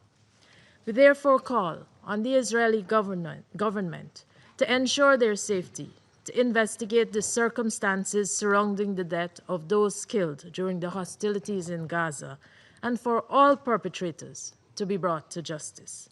Mr. President, the situation in the occupied West Bank, including East Jerusalem, also remains a point of grave concern for my delegation. Illegal settlements continue unabated, accompanied by violence, displacement, and dispossession. The recent decision to advance the El Settlement plan represents another grave threat to the two-state solution, specifically the contiguity of the Palestinian state. We are also concerned by the direct attacks on Palestinian livelihoods in the occupied West Bank. We have noted, for example, the 29 documented settler-related attacks between 12 and 18 August, at least 23 incidents involving damage to Palestinian-owned property. These attacks destroyed nearly 700 trees and vines, mostly olive and grape, which were uprooted, cut down, or burned alongside the torching of an animal barracks and the vandalism of a water network. What purpose do these actions serve but to further impoverish Palestinians? We call on Israel to abandon its colonial settler policies and practices, which are a source of great oppression to the Palestinian people. Mr. President, allow me to conclude by reiterating the following appeals. First, we reiterate our call for an immediate, permanent, and unconditional ceasefire in Gaza. Second, we call for the immediate and unconditional release of all hostages still held by Hamas and other armed groups in Gaza. The taking of hostages is a war crime, and Guyana condemns such action in the strongest terms. Many families are rightfully distressed over the continued captivity of their loved ones, and the parties to conflict must prioritize the safety and well-being of these individuals. We are equally concerned about the ongoing and arbitrary detention of Palestinians in Israeli jails and call for their release.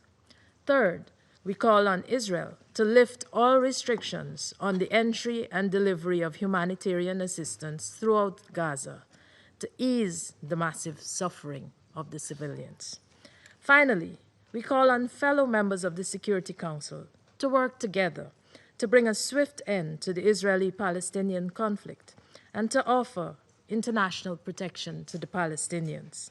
A just and comprehensive solution to the conflict must involve Israel's full withdrawal from the OPT and the implementation of the two-state solution. It is our duty to ensure that this is done. Guyana remains prepared to contribute to these efforts. I thank you. I thank the representative of Guyana for the statement. I now give the floor to the representative of the United States. Thank you, Mr. President, and thank you, Deputy Special Coordinator Alak Barav, Deputy Emergency Relief Coordinator Masuya, and Ms. Ashing for your briefings. And thank you, Ilana Grzycki, for your testimony today and your courage. It reminds us how this war began and why it persists. It is also a reminder that this Council and the United Nations as a whole have failed in their mission. They would do well to listen to voices like yours and learn from what you have been going through. Colleagues, the path to a better future in the Middle East is clear. It starts with freeing Matan and all 50 hostages who remain in captivity nearly 2 years after October 7th, 2023. It means ensuring that Hamas, a barbaric terrorist organization, never controls Gaza again, nor poses a security threat to Israel.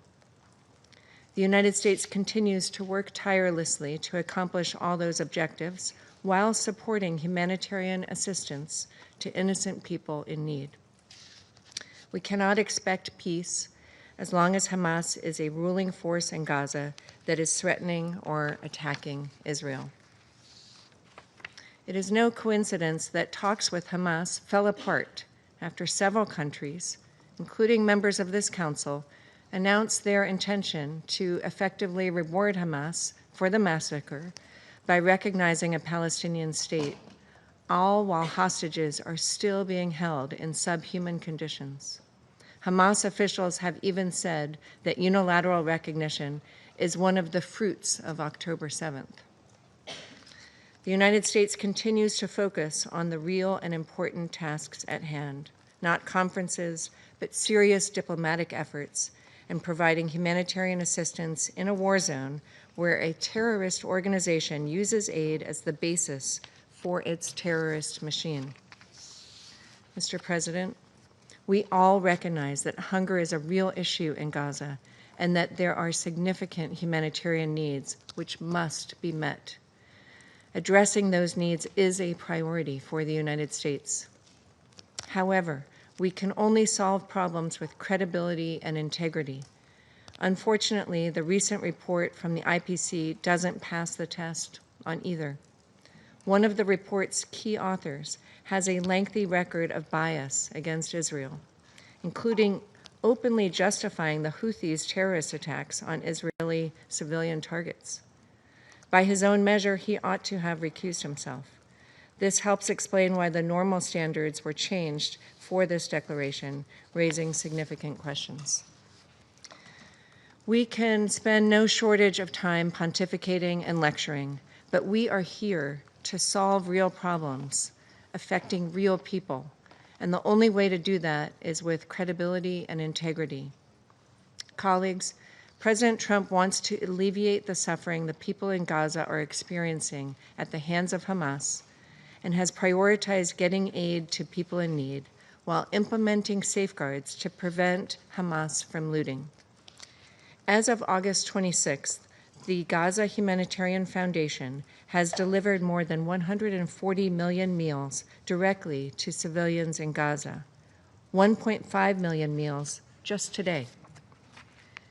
UN data on the UN's own deliveries tells a different story. Between May 19th and August 25th of this year, over 85% of trucks and 62,000 pallets of aid were intercepted in transit in Gaza. The hard truth is that the international community has poured hundreds of billions of dollars into Gaza over the years, while turning a blind eye to the fact that it was subsidizing and facilitating Hamas's creation of a terrorist stronghold. Colleagues, we will also take this occasion to reject the falsehood that there is a policy of starvation in Gaza. Since the beginning of the war in Gaza, Israel has enabled an unprecedented amount of more than 2 million tons of aid to flow into the Gaza Strip. We are working closely with the government of Israel to increase the flow of aid without benefiting Hamas and are seeing tangible results. Instead of echoing false narratives which only embolden Hamas, prolong the war, and hurt civilians in Gaza, we urge the UN and the rest of this Council to join us in working constructively to deliver aid to civilians that doesn't benefit Hamas. Rather than accept mass diversion of aid as a fait accompli, the United Nations, Council members, and IPC partners should support other mechanisms, including the GHF. We have also seen the Jordan corridor and the facilitation of commercial deliveries of food and other supplies into Gaza, and airdrops by Jordan, the UAE, and other international partners. The United States stands prepared to contribute toward real efforts that will supply life-saving aid to people on the ground in Gaza. Mr. President, we share the same dedication to the hostages underground, starved in tunnels, suffering through Hamas's captivity. Hamas must immediately free all remaining 50 hostages, living and deceased. The reality is that this war could end today if Hamas freed all the hostages and surrendered.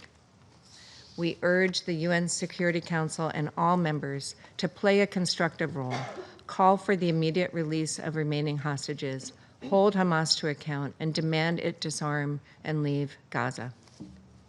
Mr. President, we understand that Israel has expressed deep regret for harm to civilians and has already released findings from its investigation into the strikes on Nasser Hospital. The IDF concluded 6 Hamas members, one of whom had participated in the October 7th attacks, were killed when the IDF struck the site Hamas was using to monitor troops at the hospital.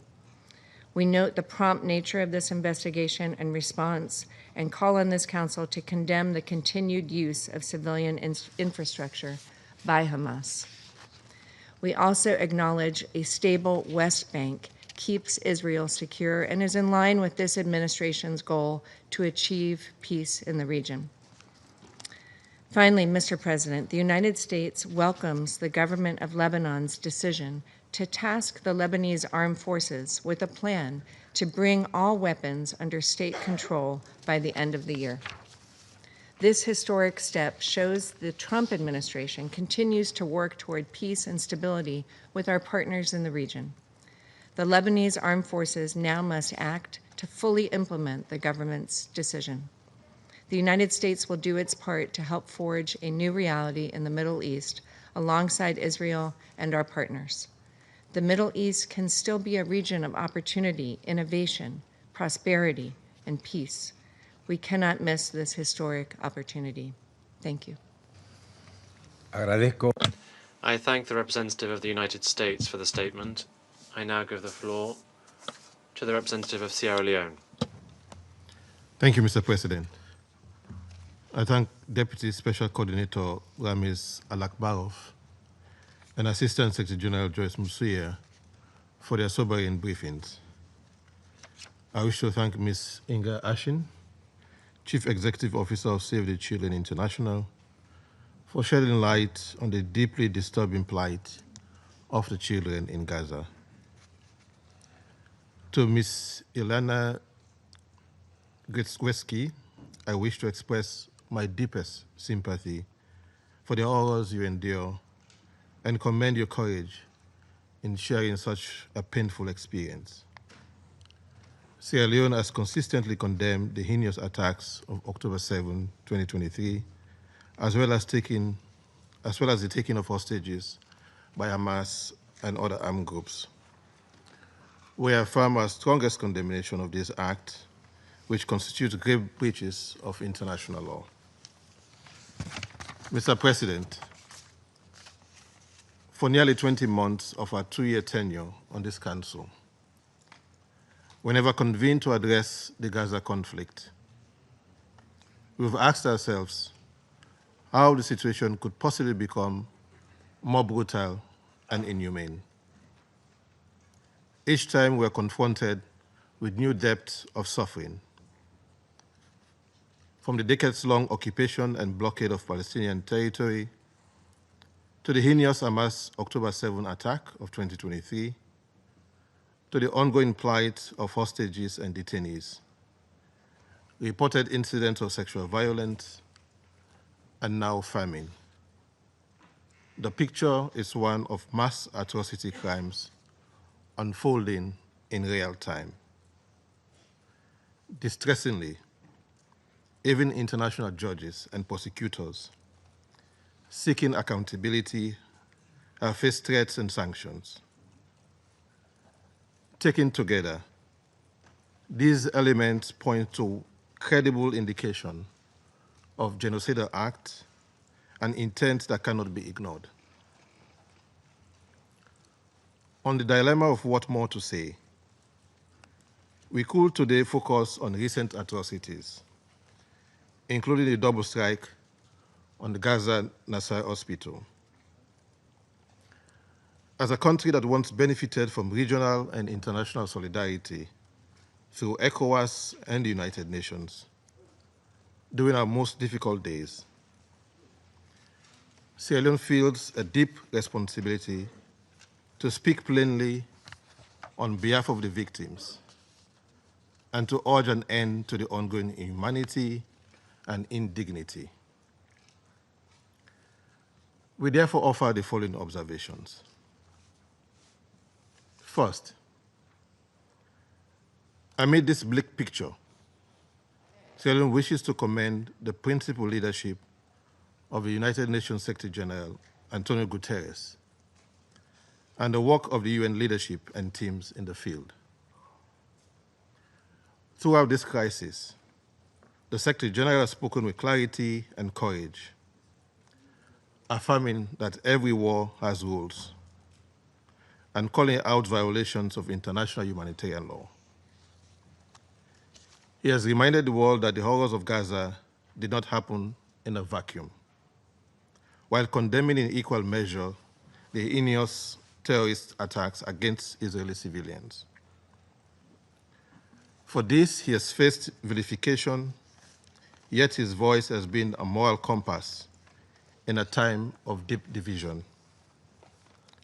Sierra Leone stands firmly in support of the Secretary General's continued calls for restraint, for compliance with international humanitarian law, and for an immediate humanitarian ceasefire. Second, what is unfolding in Gaza is not random. It is a systemic pattern of atrocity crimes.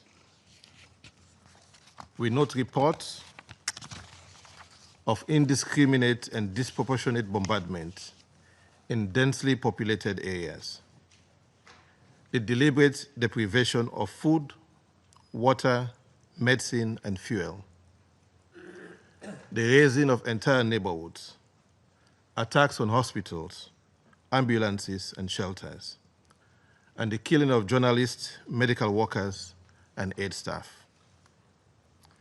The Integrated Food Security Phase Classification Famine Review Committee has determined that famine is currently occurring in Gaza Governorate and that Deir al-Balah and Khan Yunis Governorate are identified as most vulnerable in the coming weeks.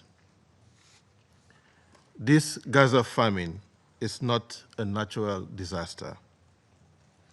It is man-made, the result of deliberate obstruction and denial of humanitarian assistance, as we've heard from Ms. Ashin. Under international law, genocide includes killing members of a group and inflicting conditions of life calculated to bring about its physical destruction in whole or in part. Today in Gaza, we see undeniable warning signs of exactly such destruction being inflicted on a civilian population. The International Criminal Court has already issued arrest warrants that include the war crime of starvation. The International Court of Justice has ordered the government of Israel to take all measures to prevent genocide and to enable humanitarian relief. Yet, the devastation continues, and the orders of the ICJ are openly disregarded. The pattern, regrettably, is not confined to Gaza.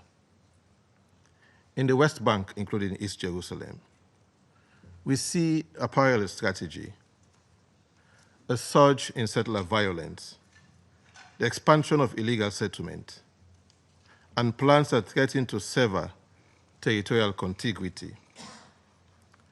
Entire communities are being uprooted, with the clear effect of rendering life unviable for Palestinians and making the two-state solution increasingly unviable. Selim views this development with grave concerns. The parallels to ethnic cleansing are unmistakable. Third, we must also note the systematic assault on truth itself. As stated, the Secretary General has been subjected to campaigns of vilification simply for speaking the truth. The United Nations and its agencies have faced unsupported accusations. Even UN facilities, including schools and shelters, have been struck, undermining their essential humanitarian work. Journalists and media workers have paid with their lives in unprecedented numbers. News bureaus have been bombed, communications cut, and reporting stifled. Medical personnel, doctors, nurses, and paramedics have been attacked in clearly marked facilities and ambulances. Independent experts have described this as a war on healthcare. At the very least, these attacks amount to war crimes and crimes against humanity. Silencing those who bear witness to suffering is an attack on truth and human dignity. Without truth, atrocity flourishes unchecked. We therefore call on all parties to respect the independence of the United Nations and ensure the safety of humanitarian actors, journalists, and medical workers. Mr. President, this council was created to respond to threats to international peace and security and to prevent the very horrors we are now witnessing. Yet, despite overwhelming evidence of atrocity crimes, our response has been disturbingly paralyzed. This echoes the darkest chapter of the 1990s, when the Council was rebuked for its failures during the genocides in Rwanda and Srebrenica. Then the world asked how the international community could stand by in silence. Today, the same question will be asked of us in our failure to act.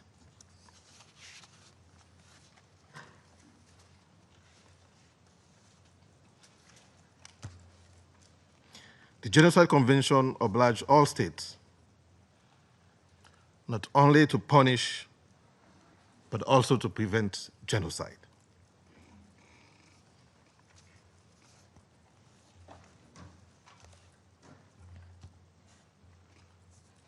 Inaction or paralysis in the face of clear warning signs is not neutrality. It is complicity. Inaction and indifference may equal complicity.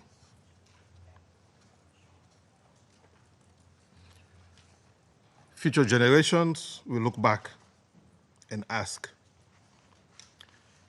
whether this council did everything in its power to stop an atrocity in real time. History's judgment will be unforgiving if we fail to rise to this moment.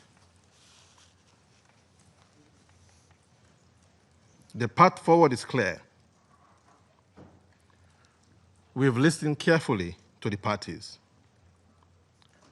From the state of Palestine, the calls are clear: an immediate ceasefire, renewed commitment to the Arab Peace Initiative, disarmament of Hamas, and a reinvigorated pursuit of a two-state solution.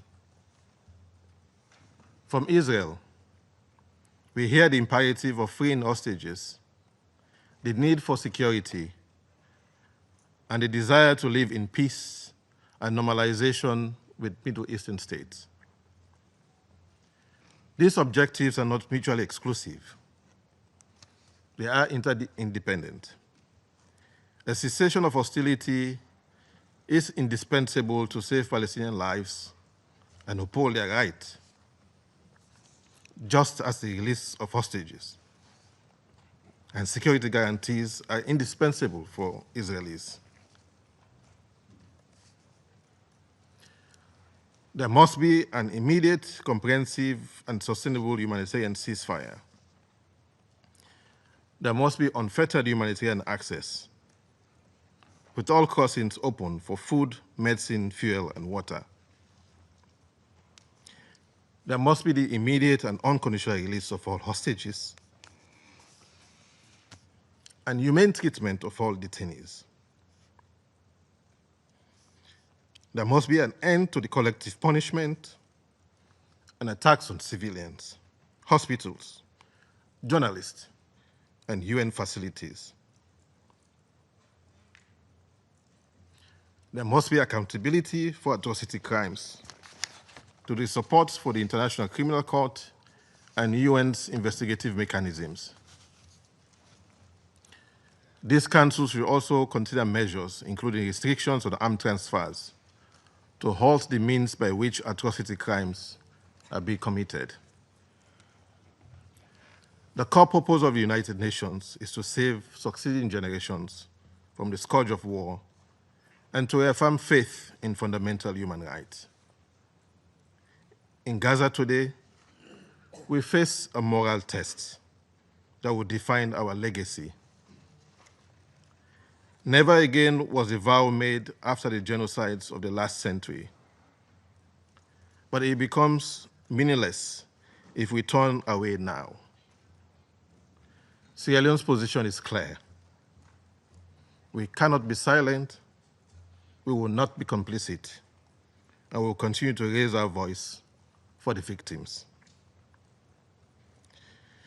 Major General Henry Kwame Ayodoho, who served as Deputy Force Commander of the UN peacekeeping mission in Rwanda in 1994, once recalled that when confronted with a difficult choice, he said, and I quote, "We had to act according to the dictates of our conscience," end of quote.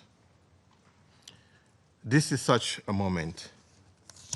For the sake of international law, for the sake of humanity, for the sake of the children who are starving as we speak, the time for action is now. I thank you. Agradezco. I thank the representative of Sierra Leone for the statement. I now give the floor to the representative of China. President, I thank the briefers for their briefings. The Gaza conflict has persisted for nearly 700 days. Gaza has long become a living hell, with the 2 million Gazan people deeply trapped in a massive man-made catastrophe and over 1 million facing a food security emergency. The international community needs to exhaust every effort possible to prevent further deteriorations. China reiterates that violence cannot bring security, neither can force win peace. Israel's continued escalated military offensives have resulted in the loss of numerous innocent lives daily. Israel's strike on the Al-Nasser hospital on 25th of August killed over 20 civilians, journalists, and medical workers, creating yet another horrendous tragedy. Israel is still moving forward with its military plan to take over Gaza. The plan, once implemented, will inevitably lead to more bloodshed and displacement, adding to the danger and insecurity both Gazans and detained hostages are facing. China objects to and condemns all actions that harm civilians, damage infrastructure, and violate international law. We urge Israel to heed the strong calls from the international community, immediately cease its military operations in Gaza, and immediately halt any dangerous moves that escalate tensions. China further reiterates that violations of international humanitarian law are unacceptable, the weaponization of humanitarian supplies is unacceptable, and the militarization of an aid distribution mechanism is equally unacceptable. All along, the biggest challenge for scaling up humanitarian assistance in Gaza has not been the shortage of supplies or the inadequacies of the UN and other humanitarian agencies. Rather, it has always been the occupying power, Israel's lack of political will and its deliberately created obstacles. We call on Israel to fulfill its obligations as an occupying power under the international humanitarian law by opening all border crossings, fully restoring humanitarian access, and supporting the UN's delivery of aid consistent with humanitarian principles to truly alleviate the humanitarian disaster on the ground. China reaffirms that the long unfulfilled aspiration for an independent Palestinian state is a fundamental reason preventing the solution to the Palestinian question and the root cause of the recurrent volatility of the Palestinian-Israeli situation. The Palestinian people's right to statehood, right to survival, and right to return must no longer be ignored. Israel's recent approval of a settlement expansion plan in the E1 area of the West Bank will severely undermine the contiguity of the Palestinian territory to the detriment of the foundation of a Palestinian statehood. The international community must build on the positive momentum of the two-state solution, reinvigorate the political prospect of the two-state solution with the utmost urgency, firmly reject any forced displacement of the Palestinian people, and oppose any dangerous attempts to annex the West Bank and Gaza. President, when peace is absent in the Middle East, peace is elusive for the world. At present, the Middle East situation is complex and fragile, with multiple intertwined hotspot issues. Amidst all this, however, the question of Palestine remains central to the Middle East issue. China supports the Council in taking all necessary actions to achieve a ceasefire, ending the fighting in Gaza, and alleviate the humanitarian disaster. We call on all countries, particularly the country with significant influence over the parties concerned, to uphold a just and responsible position and play a constructive part. China will continue to work with the international community towards ending the war in Gaza, advancing the implementation of the two-state solution, and ultimately achieving a comprehensive, just, and lasting solution of the Palestinian question so that both the Palestinian and Israeli peoples can live in shared tranquility and happiness. I thank you, President. I thank the representative of China for the statement, and I give the floor to the Russian Federation. Thank you, Mr. President. We are grateful to today's briefers for their information about the situation in the Gaza Strip. Over the past few days, we, just like many of our colleagues, were stunned by the new data on the record scale of famine in Gaza. These signals and persistent calls to Israel to immediately stop the collective punishment of the Palestinians have been forthcoming from different global capitals, including Moscow, and also international headquarter structures, regional organizations, and representatives of our global organization throughout the world. Furthermore, the world is calling on West Jerusalem to recognize that there is no alternative to a peaceful settlement to the Palestinian-Israeli conflict, which would pave the way for establishing genuine peace and security in the Middle East. This is the sole scenario that meets the interests both of the Israelis and all of their neighbors. Today, almost 2 years after the start of the bloody war in Gaza, indeed, it's difficult to find the right words to describe the scale of the destruction and human suffering in the Gaza Strip. The most succinct and at the same time terrifying recent depiction was by the UN Secretary General Antonio Guterres, who described the situation in Gaza with one word: hell. The UNRWA Commissioner General, Mr. Lazzarini, characterized the situation in the Strip as bordering on genocide, and the forced population displacement is akin to ethnic cleansing. Such statements in other cases in the assessment of the UN leadership is backed up by daily reports from Gaza about the deaths of dozens of civilians. Just the day before yesterday, indiscriminate strikes by Israel on Gaza killed 70 people. 2 days ago, live on air, as a result of the attacks on the Strip, the Nasser hospital was destroyed and more than 20 people were killed, including 5 journalists. Furthermore, judging by the images in the media, a cynical double-tap strike was used when rescue workers arrived. Even Benjamin Netanyahu already admitted that Israel's direct responsibility for what occurred, calling it a tragic mishap and promising to conduct an investigation. Mr. President, we'd like also to draw your attention to the actions of the so-called Gaza Humanitarian Foundation. Since the foundation started its work in May this year, the situation has turned into a completely tragic and unacceptable one. According to various assessments, more than 1,800 Palestinians have died trying to get humanitarian assistance. Thousands of them were near the distribution points that were managed by this pseudo-humanitarian structure. According to reports, strikes on civilians are occurring not only regularly, but also precisely. People in their utter despair spend the night at distribution points and in response get bullets in them. This is no humanitarian mission. This is violence hidden behind good intentions. Under the guise of so-called humanitarian work, there is a policy of fear and intimidation against defenseless civilians. These methods are unacceptable. There's no doubt whatsoever that the work of the Foundation in its current form is dangerous and is not in line with recognized humanitarian principles, and denying this is pointless. Mr. President, given this, we're seriously concerned about reports in the media that the UN Secretariat, allegedly ceding to pressure from Israel and the US, has committed to ratcheting down the rhetoric regarding the GHF. We would like to note that starting from August, whatever the situation in the humanitarian reports in the UN have de facto stopped mentioning the work of this structure. We hope that these assurances do not reflect reality. We are convinced that the UN Secretariat cannot and should not renounce its principles, namely that humanitarian assistance should not be turned into an instrument of blackmail. We trust that the Secretary General and the humanitarian wing of the UN will consistently and unambiguously advocate for humanitarian assistance to be provided in strict compliance with the norms of international humanitarian law and the principles of humanity, impartiality, neutrality, and independence.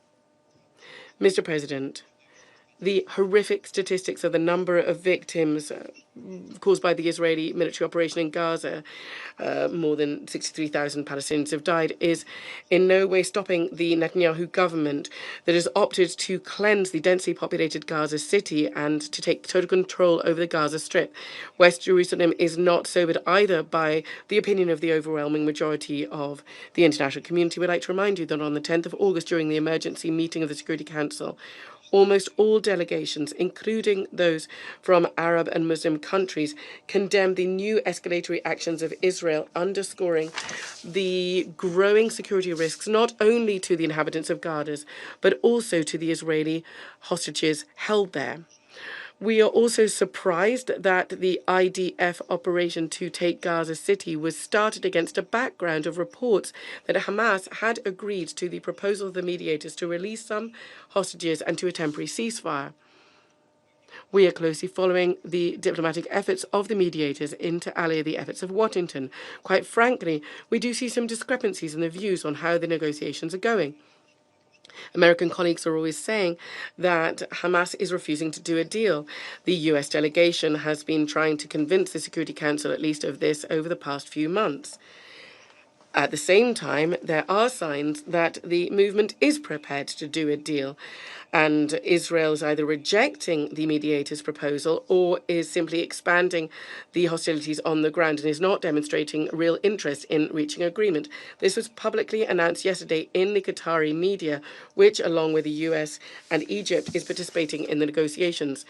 We have heard, colleagues, about the American aggressive diplomacy on the ground for some months now, but once again, we regrettably are convinced that it is not giving encouraging results. We would urge our American colleagues to think not only about the interests of Israel that they have been banging on about with great zeal, but also the fate of Palestinian civilians whose lives and futures today, to a large extent, depend on the action or the inaction of this council. Sir, multilateral diplomacy alone, which we are strongly urging our US colleagues to engage in, can and should give a chance to revive the two-state formula. This principle, enshrined in the relevant resolutions of the Security Council and the General Assembly of the UN, today truly is under threat. The reason for this, and in the case of the man-made humanitarian disaster in Gaza that runs counter to international law, is Israel's policy to establish new facts on the ground. The most high-profile was the recent decision by the Higher Planning Committee to approve settlement construction in Area E1 in the West Bank to the east of Jerusalem. We all understand that the implementation of this large-scale expansionist project will breach the contiguity of the territorial integrity of a future Palestinian state, dividing up the West Bank into two isolated enclaves, separate from each other.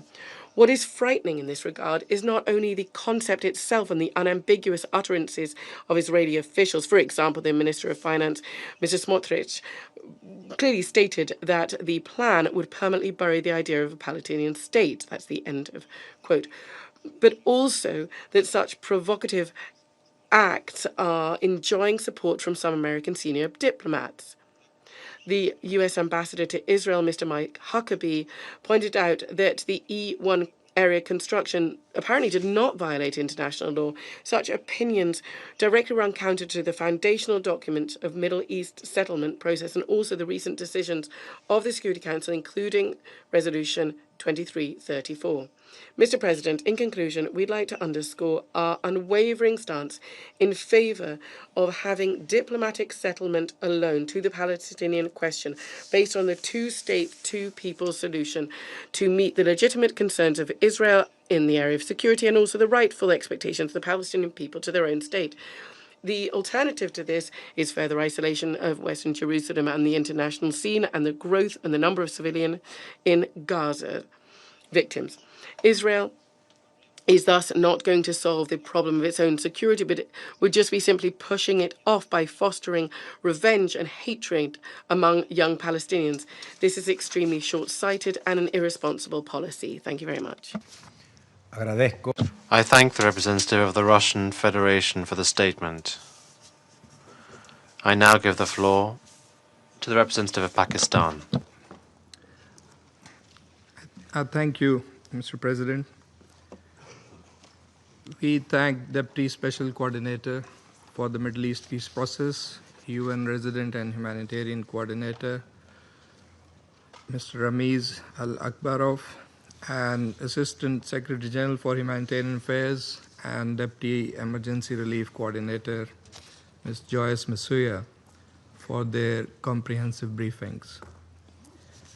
We are also grateful to Ms. Inger Esching, CEO of the Save the Children International, for her sobering briefing. Indeed, it was moving. The predicament of the Palestinian children under occupation. But the question is, will it move this House? Indecision is complicity, as she rightly reminded us. We also listened with deep empathy to Ms. Ilana Grzycki.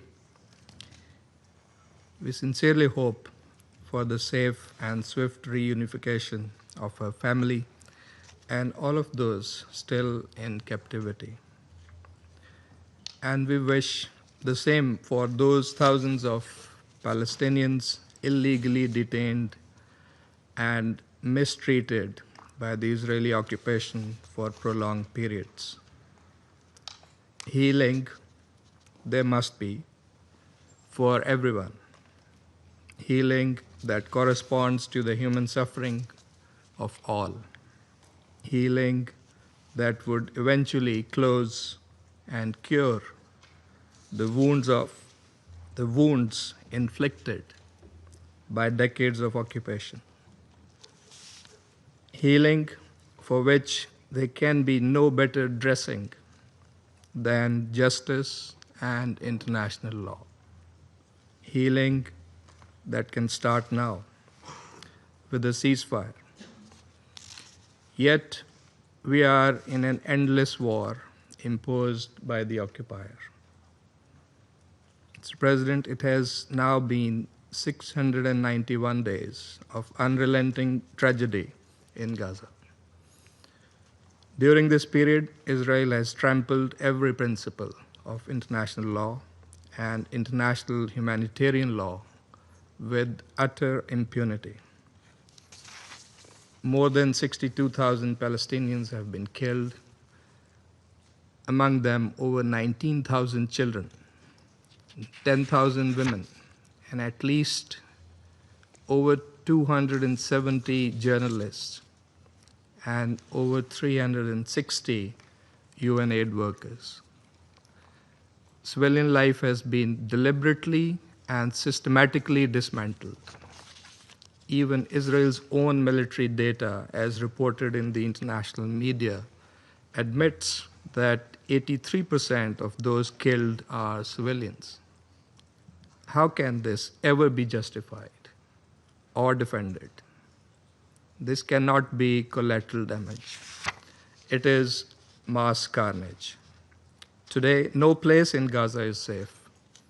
Yet the indiscriminate military onslaught continues because Israel is confronted with no real consequences for its actions. Hospitals, schools, homes, nothing has been spared.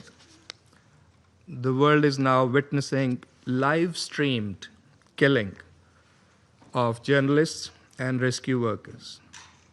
The strikes on the Nasser medical complex were appalling and condemnable, yes, but yet they are tragically familiar, part of a grim pattern. There are those who shield Israel and try to silence this council into inaction. What else is complicity? In fact, impunity has become Israel's shield and this council's silence its enabler. The occupying powers' apologists must introspect and objectively assess the consequences of their policies. Mr. President, as if bombs were not enough, hunger is now a weapon of mass destruction. The latest IPC analysis confirms famine is now present in Gaza City, threatening over 500,000 people. The use of starvation of civilians as method of warfare may constitute a war crime. Undersecretary General Tom Fletcher rightly observed, and those are strong words. They need to be repeated in this council. And I quote, "It is a famine we could have prevented if we had been allowed. Yet, food stacks up at borders because of systematic obstruction by Israel. It is a famine in 2025, a 21st century famine." Mr. President, it is not by negating or criticizing and pressurizing the United Nations and its senior officials, or by denying and rejecting the findings of the ICJ and of global human rights and humanitarian organizations, or by silencing the media, that we can move forward. It is only by accepting the reality that we can build peace. Pakistan condemns Israel's so-called military operation and planned full occupation of Gaza City, which is nothing but a blueprint for further humanitarian catastrophe, threatening to displace once more up to 1 million people. Simultaneously, annexation in the West Bank and East Jerusalem continues unabated. The E1 settlement plan is a deliberate attempt to bury the two-state solution. We strongly condemn this action, which constitutes a clear violation of international law, including Security Council resolutions.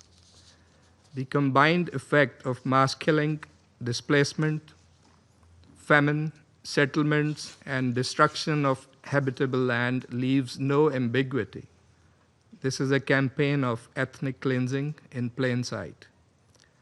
The Organization of Islamic Cooperation, at its 21st extraordinary session of the Council of Foreign Ministers on 25th August, adopted a resolution that speaks with moral clarity. It has urged this Council to act promptly under Chapter 7 to stop the brutal aggression by the Israeli occupation and its violations, which threaten the prospects for achieving a just, lasting, and comprehensive peace in the region and hinder the implementation of the two-state solution. It has also urged the Council to hold Israel, the occupying power, accountable for all crimes and violations that clearly breach international law and international humanitarian law. The Security Council cannot remain a bystander. It must act now, with resolve, to fulfill its charter responsibility for the maintenance of international peace and security. It must demand, first, an immediate, permanent, and unconditional ceasefire across Gaza and the occupied Palestinian territory, with full implementation of Security Council Resolution 2735. We appreciate and support the efforts led by the United States, Egypt, and Qatar, and hope these will result in an early ceasefire. Second, an immediate and unconditional lifting of all restrictions on the entry of humanitarian aid into Gaza and its safe and unhindered distribution to the population in need of such assistance, as well as the restoration of all essential services. Third, release of all hostages and exchange of Palestinian prisoners. Fourth, a halt to Israel's declared intent to occupy Gaza City. And fifth, an end to forced displacement, illegal settlement expansion, and annexations in the West Bank and East Jerusalem. Mr. President, lasting peace requires a credible political horizon, one grounded in international law, leading to the realization of a sovereign, viable, and contiguous Palestinian state based on the pre-1967 borders, with Al-Quds al-Sharif as its capital. Occupation must end, for that is the actual root cause of instability in the Middle East. The high-level conference on peaceful settlement of the Palestinian question and the implementation of the two-state solution was co-chaired by Saudi Arabia and France last month, was a timely initiative. It respects the will of the international community. That must be respected. It must be followed by concrete and coordinated international action to finally achieve the long-coveted peace and stability in the Middle East. Mr. President, every moment of inaction deepens the suffering that we are all here talking about. It multiplies the grief and tears apart the very fabric of international law. The world is watching. History will not forgive delay. It will not forget inaction. The Council must rise to its chartered duty and act. I thank you. I thank the representative of Pakistan for the statement. I now give the floor to the representative of France. Monsieur le Président. Mr. President, First of all, I would like to thank the Deputy Special Coordinator of the United Nations for the Middle East Peace Process, Mr. Ramiz Al-Kabarov, and also the ASG for Humanitarian Affairs, Ms. Joyce Musuma, for their briefings. I would also like to thank Ms. Inga Ashing for the briefing on the very devastating consequences of the situation in Gaza. I would like to say that it's very important for the very moving testimony of Ms. Grzewski to be heard. She is extremely courageous, and we're pleased she was here in the Council. Sir, France reiterates that it stands firmly in solidarity with the families of all hostages who must be released immediately.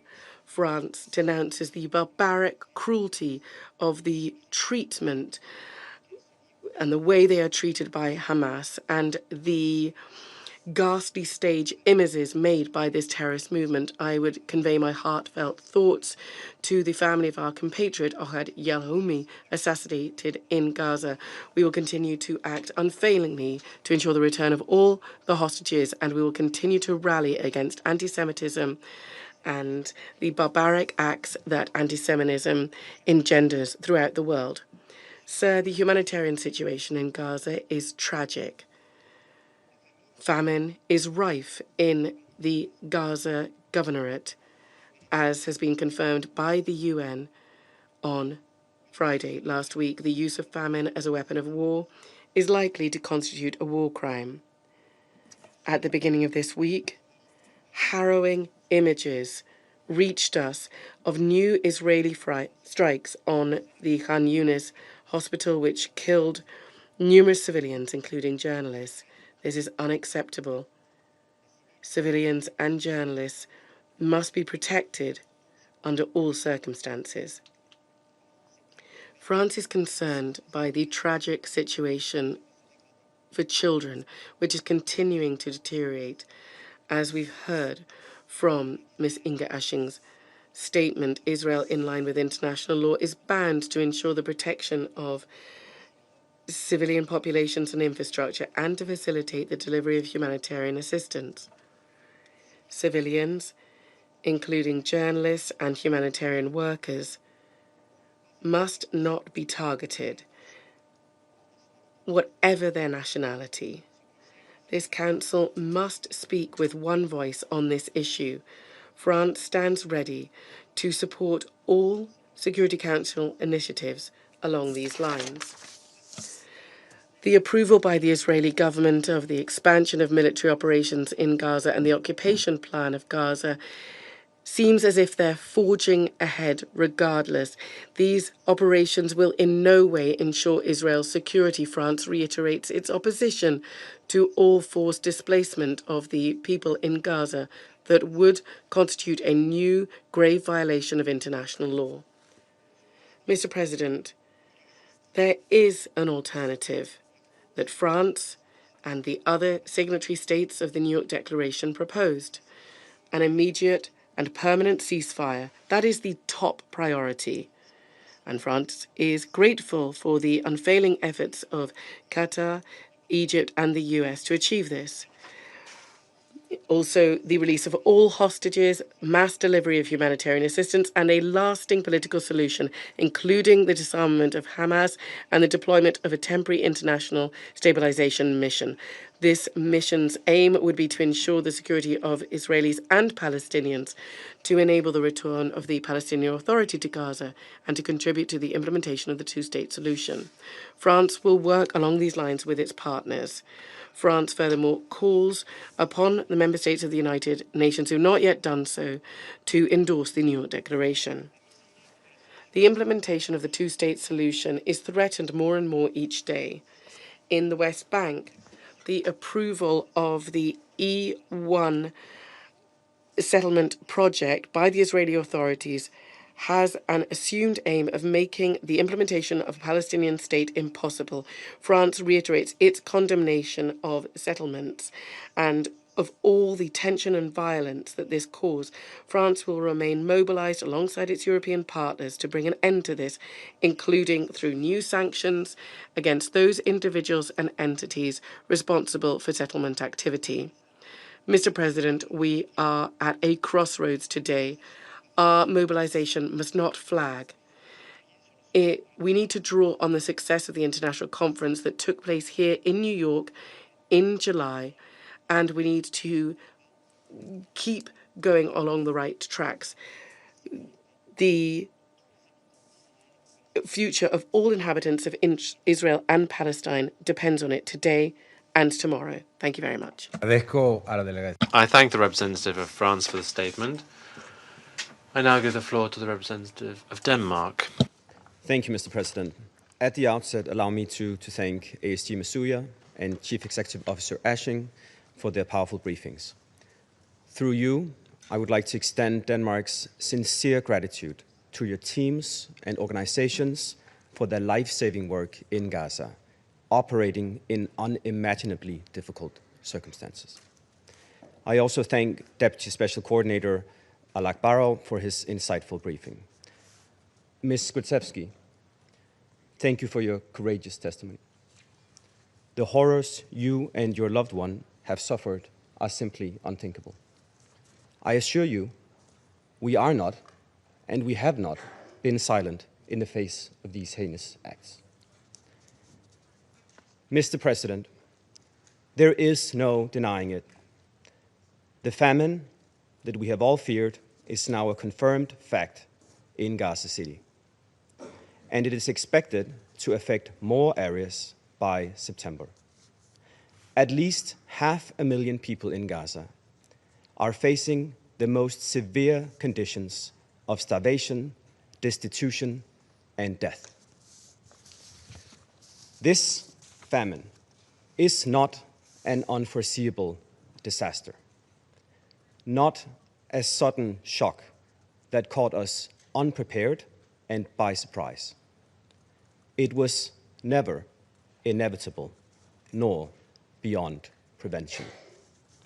This famine is first and foremost a result of Israel's actions to restrict humanitarian aid, including food and other essential goods. We urge Israel to immediately change course. Immediate, large-scale, unobstructed, multi-sectoral humanitarian assistance is critical to avert further destitution, starvation, and death. Immediate and decisive action will save lives. Mr. President, we are deeply shocked by another attack on a medical facility in Gaza, namely the Nasser Hospital in Khan Younis this Monday. Civilians, health workers, and journalists must be protected. In order to lessen the enormous pressure on Gaza's health facilities, we call for the resumption of medical evacuation corridors from Gaza to the West Bank, including East Jerusalem. Additionally, we call on Israel to lift restrictions on essential medicines and medical equipment to Gaza that are currently denied on the grounds of being dual use. Civilians, including humanitarian workers and UN personnel, as well as civilian infrastructure, must be protected by all parties in accordance with international humanitarian law. The full-fledged UN humanitarian aid system must immediately and unconditionally be allowed to return. Due to Israel's new restrictive registration requirements, essential international NGOs may be forced to leave imminently, which would further worsen the already catastrophic humanitarian situation. We repeat our call on the government of Israel to provide authorization for all international NGO aid shipments. Humanitarian aid must cease to be politicized and used as a political bargaining chip in Gaza. Mr. President, in the midst of this catastrophic situation. A military campaign targeted at Gaza City is being launched by Israel. We condemn this decision, which will only lead to more unbearable suffering for the civilians of Gaza City. We urge Israel to halt this operation. Mr. President, Denmark reiterates its firm condemnation of the heinous terrorist attacks on 7 October 2023 perpetrated by Hamas. There can be no justification for this attack, nor for the despicable maltreatment of the hostages. However, we have consistently stressed that Israel's response must be exercised in compliance with international law and with full respect for international humanitarian law. The fight against terrorism cannot come at the expense of the rules that safeguard humanity. We reiterate our support for the mediation efforts by the US, Egypt, and Qatar, and repeat calls to reach an agreement for an immediate and lasting ceasefire and an immediate and unconditional release of all hostages, including, of course, Mitzi Kusevsky, your partner. Mr. President, with the world's attention on Gaza, Israel has decided to approve the E1 settlement plan that, if implemented, will divide a Palestinian state and thereby undermine the two-state solution.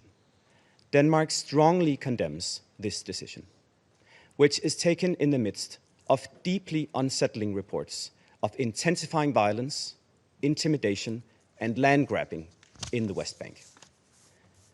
Mr. President, in closing, we need initiatives that bring us closer to the two-state solution, not further away from it. We need initiatives aimed at lasting peace and security for both Israelis and Palestinians. Denmark stands ready to support such initiatives and reiterates our steadfast commitment to the two-state solution as the only viable solution for peace in the Middle East. And I thank you. Agradezco a la delegación de Dinamarca. I thank the representative of Denmark for the statement. I now give the floor to the representative of Somalia. Thank you, Mr. President. I also want to thank Deputy Special Coordinator, Mr. Alak Barov, and the ASG, Ms. Mirsuya, and Ms. Ashen of the Save the Children for their sobering briefings today. I have also listened carefully to the testimony of Mr. Ilana Gruevski and sympathize with the suffering endured by her and by all the families in this conflict. Mr. President, we are gravely concerned by Israel's recent announcement to impose total military control over the entire Gaza Strip, as well as the expansion of the new settlement in East Jerusalem. We also condemn Israel's bombing of Nasser Medical Complex in Khan Yunis, which resulted in the death of innocent, unarmed civilians, including doctors, journalists, and patients. These actions risk the prospect of achieving lasting peace and further compound an already dire situation in Gaza and the West Bank. The latest IBC report has removed any doubt about what's happening in Gaza. Famine is no longer looming. It's a man-made famine, and it's happening in Gaza. The death of children from hunger and disease is not a forecast, it's a fact. Entire families are starving in full view of this council, despite the presence of international humanitarian system that could save them if only they were allowed to act. Let us be absolutely clear. Famine in Gaza is not an natural occurrence caused by drought, failed harvest, or sudden catastrophic beyond human control. It's a man-made, deliberately created through a siege, blockade, and systematic obstruction by Israelis. The international humanitarian law is explicit. The starvation of civilians as a method of warfare is a genocide and it's prohibited. Attacks on objects indispensable to survival, food stocks, water systems, agriculture, medical facilities are prohibited under international humanitarian law. The Fourth Geneva Convention requires the occupying power to ensure the welfare of the civilian population under its control. Mr. President, Somalia stresses the following points. First, a blockade must be lifted, not partially, not temporarily, not heroically, but fully and immediately. Every day of a delay means more children are buried, more families are lost.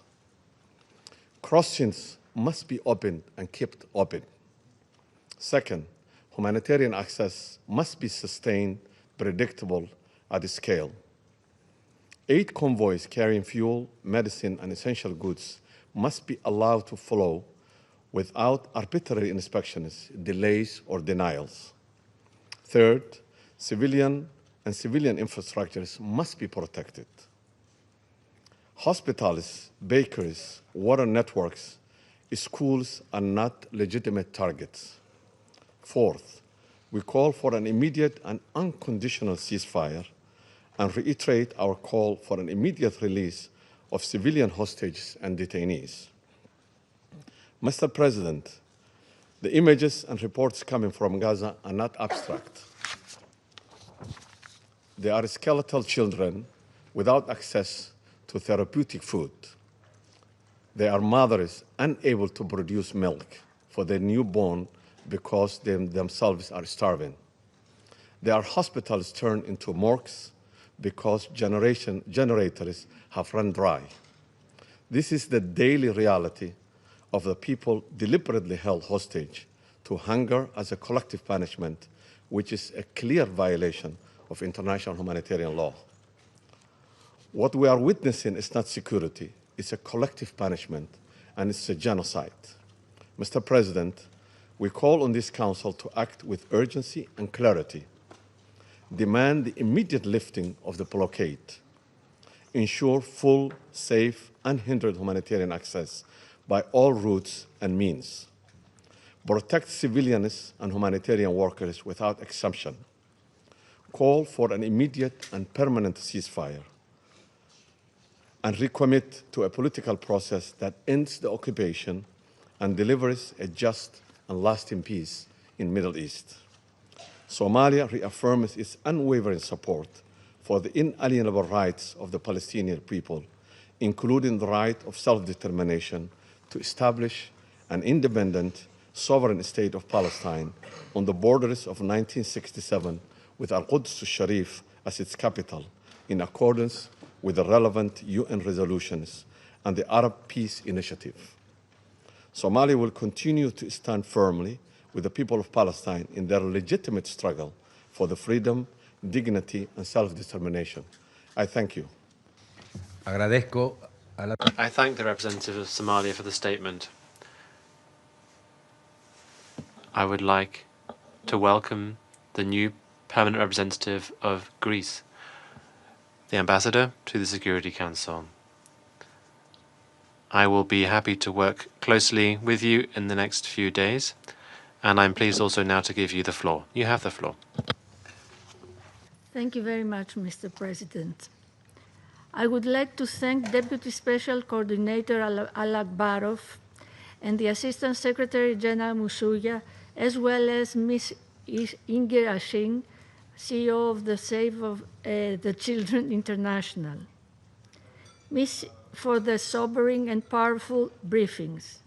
Ms. Ilana Grzeski, we are always reminded of what you witnessed during the heinous attacks of the 7th of October, I can assure you. Mr. President, I wish to highlight the 3 following points today.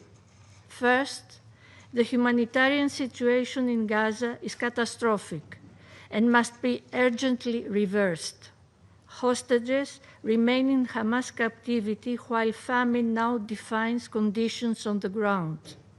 As the Secretary General has rightly stated, images of children suffering despite their innocence from acute malnutrition are harrowing. Greece, alongside its European partners, expressed its grave concern over the expansion of military operations in Gaza. This would only endanger the lives of civilians and hostages, exacerbate the humanitarian suffering, and lead to a large-scale displacement of Palestinians, with greater ramifications for regional stability. Medical personnel and journalists must be protected at all times, and incidents such as the strike on Nasser Hospital in Khan Yunis, which killed civilians, medical staff, and journalists, must be thoroughly investigated. All the while, hostages continue to suffer at the hands of Hamas, as diplomatic efforts led by Egypt, Qatar, and the USA for a negotiated outcome continue. The testimonies of Mrs. Gredzensky and the brother of Etar David, taken hostage by Hamas on 7th of October and held in atrocious conditions for nearly 2 years, as well as the recent appalling footage of the 2 Israeli hostages, remind us of the urgent need for the unconditional and immediate release of all hostages. Lifting the blockade to allow the flow of humanitarian aid is imperative. Greece recently conducted an airdrop of food supplies over Gaza in close cooperation with the EU and other regional partners, including Jordan. Similarly, the resumption of the Cyprus corridor, a critical component of the humanitarian pipeline, will hopefully expedite the delivery of aid into Gaza. Second, settlement expansion and settler violence in the West Bank further undermine prospects of peace. The recent announcements for the reconstruction of additional settlements in the E1 area in the West Bank undermine the prospects of a two-state solution and contravene Security Council resolutions and international law. We are equally strongly opposed to any attempts of forced displacement of the Palestinian population. Similarly, the escalation of settler violence, including against Christian communities, is alarming and must be addressed without any delay. Third, only a ceasefire and a political solution can end the spiral of violence. After 22 months of suffering, diplomacy must again take center stage. The ceasefire brokered at the beginning of this year showed that the bloodshed can end, that hostages can reunite with their loved ones, and that humanitarian aid can reach those in desperate need when diplomacy prevails. A new durable and comprehensive ceasefire is more urgent than ever, while ensuring that Hamas would not have any government or security role in Gaza. The recent international conference on the implementation of the two-state solution, co-presided by France and Saudi Arabia in New York in the past month, demonstrated broad international resolve to secure peace and stability. We call on the parties to summon the political courage to move forward toward a viable two-state solution through the revitalization of the political process in line with the relevant Security Council resolutions. Mr. President, despite the bleak outlook, Greece remains steadfast in its commitment to peace and diplomacy. We will continue to work alongside the UN and international partners to support a just, lasting, and comprehensive solution to the conflict. I thank you. I thank the representative of Greece for the statement. I now give the floor to the representative of the United Kingdom. Thank you, President. I'd like to start by thanking Deputy Special Coordinator Alek Barov, ASG Masuya, Ms. Ashing, and Ms. Grzyzewski for your sobering and powerful briefings today. which underline one single truth. It is time for this terrible conflict to end. I'll make 3 points, President. First, the IPC's confirmation of famine in Gaza City marks the first officially recorded famine in modern history in the Middle East. It is entirely man-made and, as my Foreign Secretary has said, it is a moral outrage.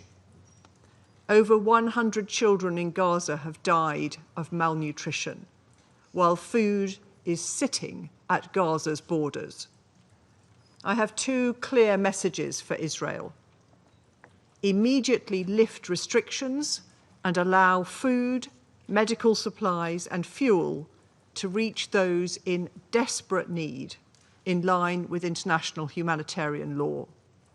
And allow the UN and international NGOs to carry out their life-saving work without obstruction.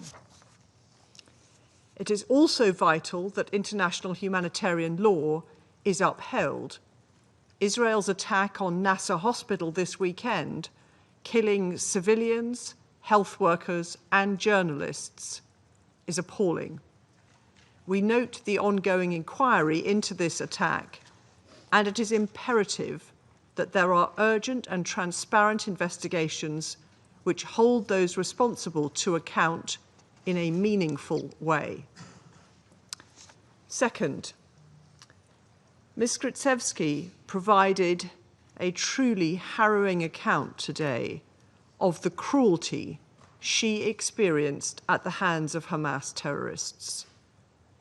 The United Kingdom unequivocally condemns conflict-related sexual violence wherever it occurs, and we continue to call for justice for survivors of these abhorrent crimes.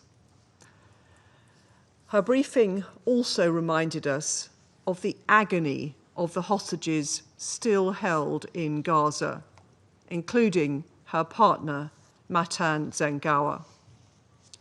The United Kingdom has been clear that Hamas must immediately release all the hostages taken on the 7th of October and lay down their weapons. And I recall that the Security Council has called for the unconditional and immediate release of the hostages in all 4 of our resolutions since the 7th of October. But I reiterate again today that Hamas must be held accountable for their despicable actions and can have no future in the governance of Gaza. A ceasefire remains the best way to secure the release of all the remaining hostages. The Israeli government's plan to expand military operations in Gaza will only put them in further danger. We condemn this decision and urge Israel to change course. Third, Israel's decision to approve plans for settlement construction in the E1 area in the West Bank, if implemented, would be a flagrant breach of international law, and it will take us further away from peace. Israel must retract these plans. The two-state solution conference last month demonstrated the strength of support, the strength of international support for a brighter future for the region. The United Kingdom opposes any actions which undermine the viability of the two-state solution and the long-term goal of Israelis and Palestinians living side by side in peace and security. President, now is the moment for the parties to redouble their efforts to secure an immediate ceasefire. This is the path to end the suffering in Gaza, secure the release of the hostages, and deliver a framework for lasting peace in the region. I thank you. I thank the representative of the UK for the statement. I now give the floor to the representative of Slovenia. Thank you, President. I also wish to thank Ms. Msuya and Mr. Alakbarov for their briefings And of course, our thanks also to Ms. Hashing and Ms. Grzycewski for their testimonies. Mr. President, we are meeting just over 2 weeks after Israel's announcement of its intention to expand its military campaign in Gaza. At that time, Slovenia, together with the vast majority of this Council, condemned this escalation, which can bring nothing but destruction and further suffering for civilians, medical and humanitarian workers, for journalists. What military necessity can justify the killing of a journalist, of a doctor, a humanitarian worker, or an attack on a hospital? It will only add to an already catastrophic humanitarian situation on the ground. Unfortunately, those warnings were not heeded. Mr. President, since that meeting, we have received news that should deeply shake us all. The United Nations-backed Food Security Classification Mechanism has confirmed what many on the ground have been saying for months. Famine has taken hold of parts of Gaza. The official declaration may be recent, but the devastating conditions have long been evident in the lives of children, adults, older persons in the Strip, visible to those willing to see and foreseeable to those willing to care. Colleagues, how many more reports do we actually need? How many more warnings do we require before this Council acts in a decisive and united manner? While Gaza suffers unimaginable devastation, we are also gravely alarmed by the continued deterioration of the situation in the West Bank, including ongoing incursions. The recent approval of settlement construction plans in the E1 area is unacceptable and a clear violation of international law.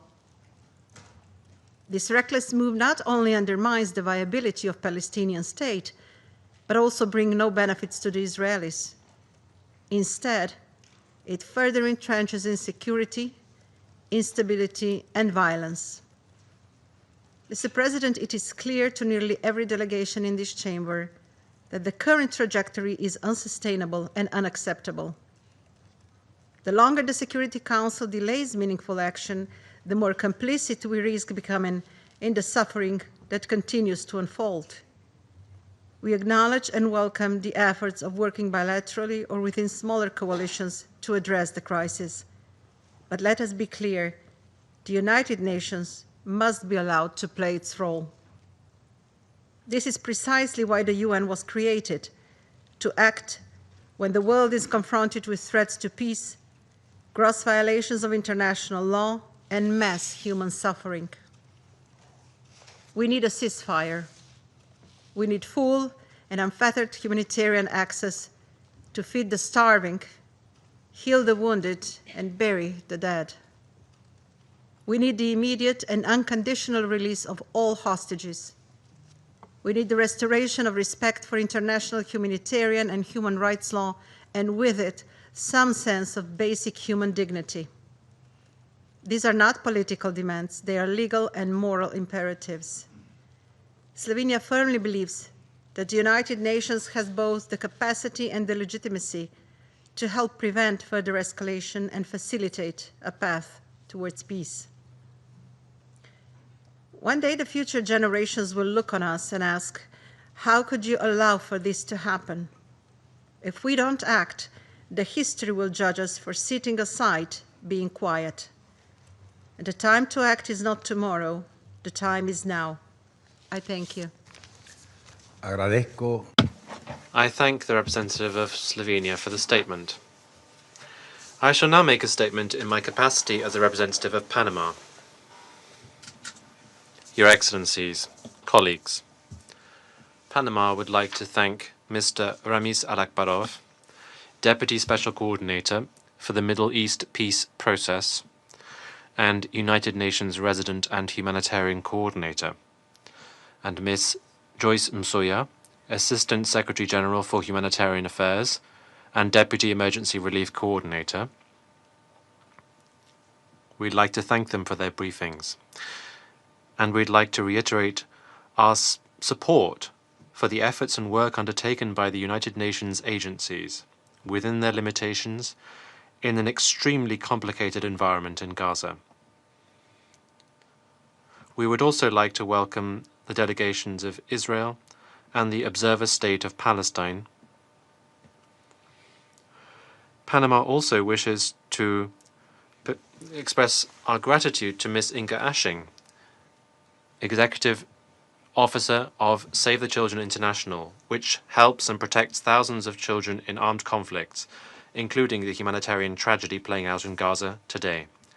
We would also like to express our respect and solidarity with Ilana Gritsevsky, survivor of the kidnapping in the midst of the atrocious violence that occurred on the 7th of October. Your experience, also characterized by the absence still of your partner Matan, who remains in Gaza, only enshrines the sorrow of this moment, but also the possibility of hope and human dignity. And your account also reflects the tragedy of two peoples who have been trapped in a cycle of increasingly cruel violence for too long. Your Excellencies, for 22 months we have borne witness to a war that continues to claim a human cost that rends the world's moral conscience and demands immediate action from this Council, which cannot continue to stand idly by. From that fateful day, the 7th of October, when 1,200 people were brutally assassinated and 250 people were taken as hostages by Hamas, acts that Panama unequivocally condemns, once again, the violence has not ceased. The suffering of so many innocent people reminds us that a future of peace and dignity for Gaza will only be possible without the terror of Hamas, whose ideology has no place in the life of two peoples who deserve to coexist in peace and security. However, nor can we ignore that the military response that was unleashed after these cruel attacks has only multiplied the suffering and devastation. It has plunged the Gaza Strip into an unprecedented humanitarian disaster and the entire world into a moral dilemma. More than 62,000 Palestinians, including 18,000 children, have died. Tens of thousands have been injured. Millions have been displaced, and entire communities have been reduced to rubble. The humanitarian catastrophe in Gaza, which has been irrefutably, visually and technically borne out by the report from the 22nd of August by the Integrated Food Security Classification, the IPC Famine Review Committee, which concluded that Gaza is already in Phase 5, which means a famine humanitarian catastrophe. According to this report, almost 500,000 people, that is to say 22% of the population, are living in conditions of famine, while in Deir al-Balah and Khan Yunis, the population are facing Phase 4, and in the north, the conditions are similar or even worse. It has been tragically shown that children are dying of hunger in the arms of their mothers, and entire families are surviving without water, without medicine, without shelter. This is not a natural disaster. It is not an inevitability. It is the direct result of human actions and human decisions using famine as a means of applying pressure and oppression. And these decisions do not bring the conflict any closer to an end. On the contrary, they only lead to more violence, more resentment, and more suffering. The attack on a hospital, the Nasser hospital in Khan Yunis, which is not the first attack on a health facility in this war, and which killed more than 20 people, including doctors and 5 journalists, symbolizes how this war has gone beyond all human limits. Deliberately bombing a hospital to silence those who are telling the truth about what is happening on the ground, and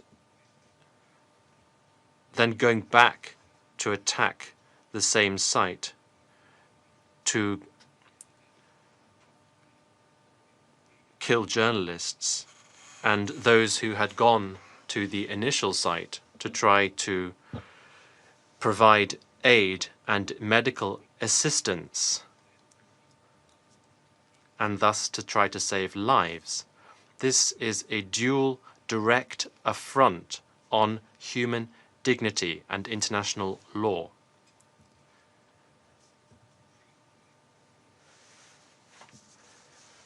That is why there must be a serious objective investigation in order to credibly shed light on responsibilities for this tragic incident, and thus to avoid impunity.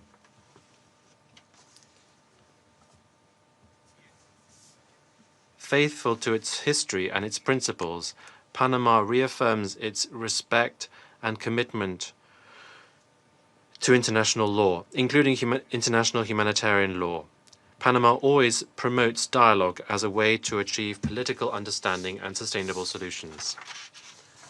The disastrous situation in Gaza cannot, nor must it, lead to complicit silence in the face of actions that run roughshod over international law and run counter to the purposes and principles of the UN Charter. All members of this organization, we have the duty to act always guided by the defense of peace, security, and human dignity, without any exceptions. Palestinian civilians, the hostages, the humanitarian workers, journalists, the disappeared, and all of those who, simply because they are in Gaza, must be protected. They are and will continue to be those who pay the price of decisions taken by political leaders who seem to ignore the voices of the world, demanding for an end to the bloodshed. For the hostages, those who have disappeared, and their families, we call for a ceasefire immediately in order to lead to the immediate, dignified, unconditional release of all hostages, to give their families hope once again. For the Palestinian families, we call for a ceasefire to end the killing and to allow parents to feed their children, to find and bury their loved ones with dignity, and to live without fear of not seeing tomorrow. For the humanitarian agencies and organizations and their workers, we call for a ceasefire to allow full, safe, and unhindered access to save lives without giving their own. For the journalists, we call for a ceasefire to ensure the right to report the truth without paying for that with their lives, to allow them to fulfill their professional and moral responsibility to provide information.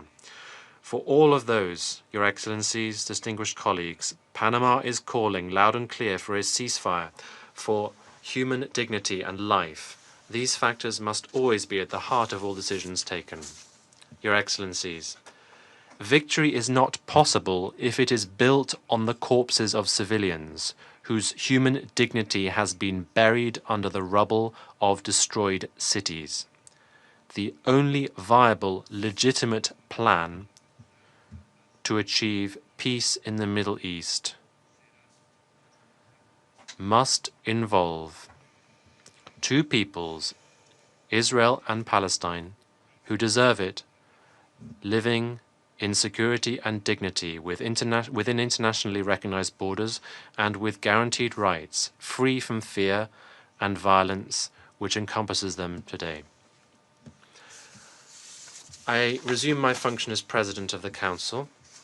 And I now give the floor to the permanent observer of the Observer State of Palestine. Mr. President, thank you very much for convening this meeting, and our thanks to all the briefers for their presentations and testimonies to the Council. Before I deliver the rest of my statement, I just want to share with you that maybe thousands of Palestinian children are with us in this room.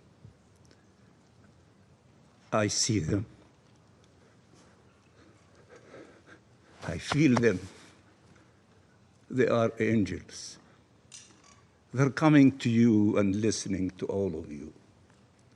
And I'm grateful to almost all of you who said so many good things, and you demanded immediate ceasefire. So those angels who do not know hatred, they're extending their hands to you. We want peace. We want ceasefire. We want food. We want medicine. We want to stop this war permanently. We want to live in peace with all the children in the region.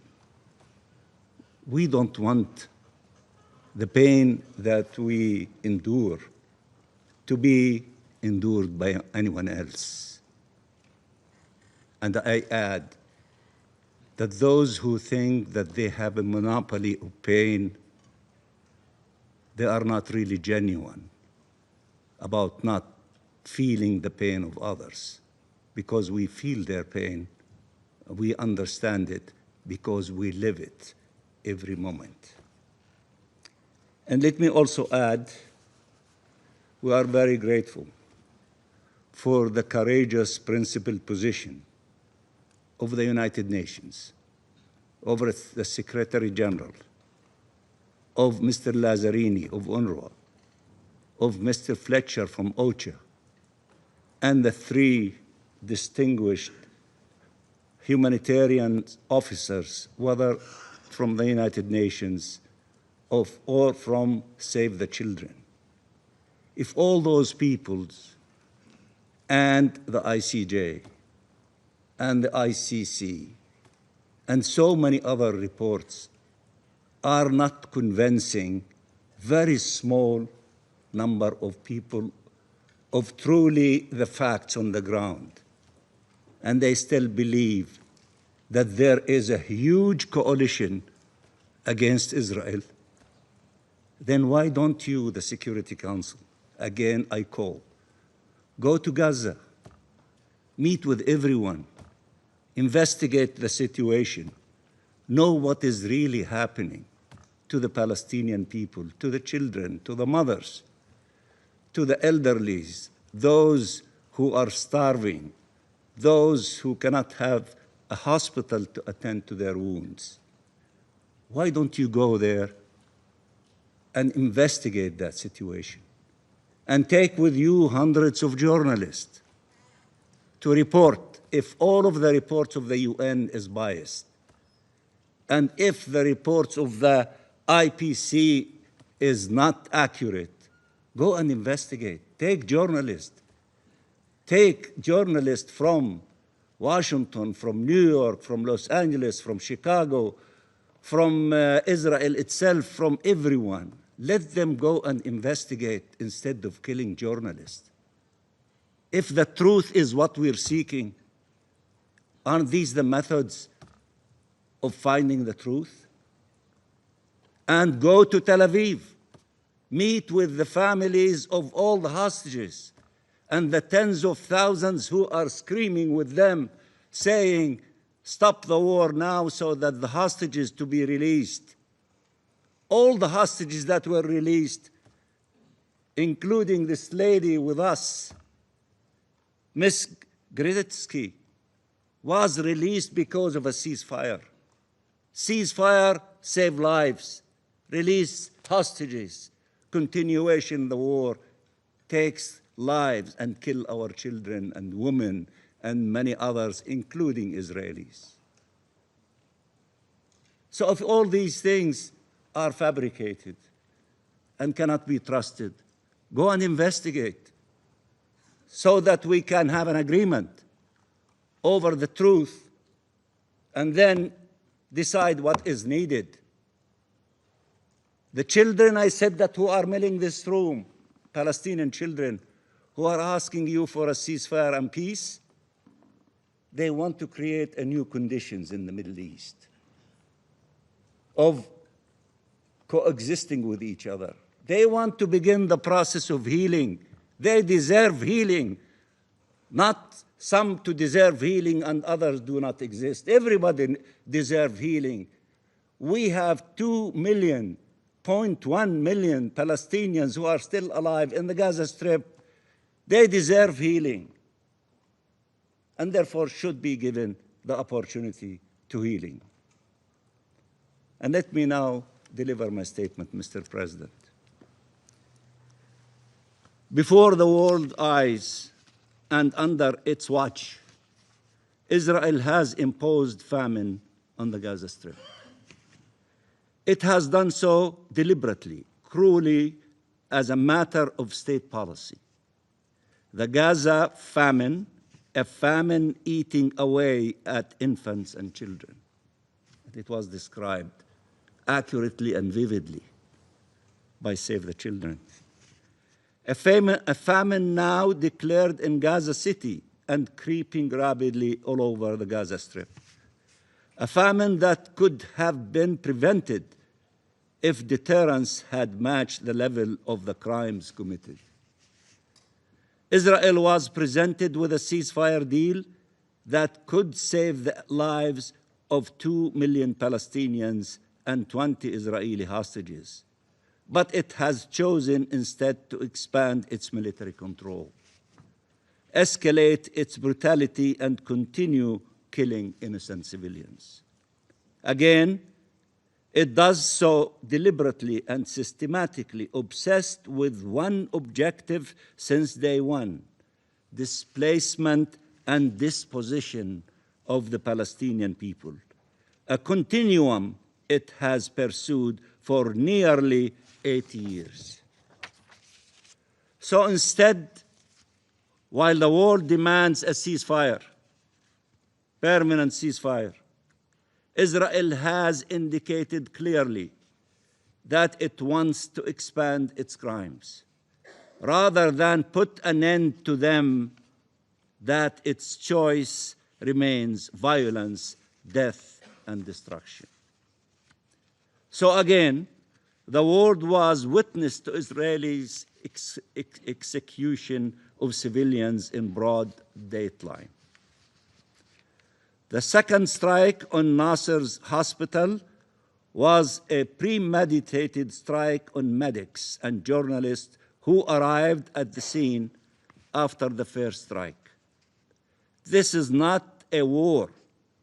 These are atrocities committed against an entire civilian population, 2 million people, and against all those trying to assist them, to save them, and against all those documenting the crimes. And while Israel prevents UN staff from returning to uphold their mandates in Gaza, it also still prohibits international journalists and international investigations from entering Gaza, insisting to maintain control of the crime scene and to prevent the full reality from reaching the world to evade accountability. Where else could the killing of humanitarians and journalists at such a large scale be tolerated? Where? Where else? Where else could the massacre of civilians day in, day out be tolerated, with reports revealing that civilians constitute at least 83% of the casualties? 83% of the casualties. No power on earth has dared to do anything close to what Israel is doing in total impunity. It incites against the Palestinian people and UN personnel, starting from the Secretary General declaring him persona non grata, effectively instructing its occupation forces to kill, maim, starve, detain, and torture both. Its contempt for international law, for this Council's authority, and for human life is beyond flagrant. And yet, somehow, it still sits among us and around this table. With all this record, still they are sitting here. Mr. President, Israel's illusions about its own might are leading to real death and suffering every single day. In Gaza, certainly, but also in the West Bank, where killings continue, where communities are forcibly displaced from their homes and lands, where Palestinian life and existence are under grave threat, where military incursions in their villages, refugee camps, and cities at their holy sites occur daily, where settlers' violence and terror are unrelenting, more vicious by the day in El Mghayr, Sinjil, East Jerusalem, and Masafir Yatta, where Israel is feverishly expanding settlements, including its illegal plans targeting the E1 to suffocate the Palestinian people, to fragment the Palestinian state, to thwart our self-determination and independence, to destroy the two-state solution. Everywhere the same plan, the same objective, even if the means differ. Get rid of the Palestinian people to seize Palestinian land. Destruction, death, displacement, and endless torment of the indigenous people of this land. But Israel does not understand that its actions constitute not only an existential threat to the Palestinian people, but to the very prospect of ever realizing peace and security in our region. The only path to a peaceful, stable, and secure future goes through Palestine. No peace that can go except through Palestine. An independent and sovereign Palestinian state, a Palestinian people exercising all their rights, attaining justice and living in safety and dignity in their land, living side by side in peace and security with Israel in a region that can then finally enjoy shared peace, security, and prosperity. That vision has been enshrined in countless United Nations resolutions, including of this Security Council, and that is the promise of the New York Declaration. The outcome of the International Conference on the Peaceful Settlement of the Question of Palestine and the implementation of the two-state solution that we must now transform into reality. Mr. President, the Security Council must act now. Almost all of you said that, and the Palestinian children angels are telling you, act now.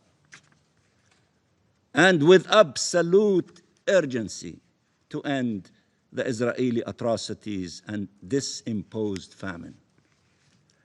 It cannot continue to delay Chapter 7 action.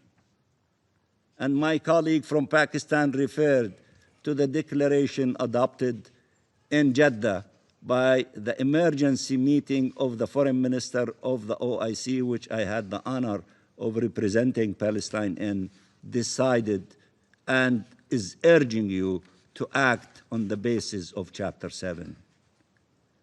The world must act to halt this genocide on the Palestinian people and to protect them from Israelis' plans of erasure.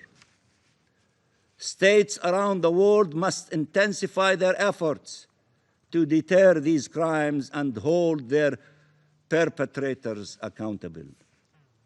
We need real pressure to stop the flood of suffering and start the flood of humanitarian aid into Gaza, to restore the United Nations presence, including UNRWA, in the occupied Palestinian territory, and restore humanity to humanitarian aid to save millions of people and to let the healing of the unimaginable loss, pain, and trauma to begin.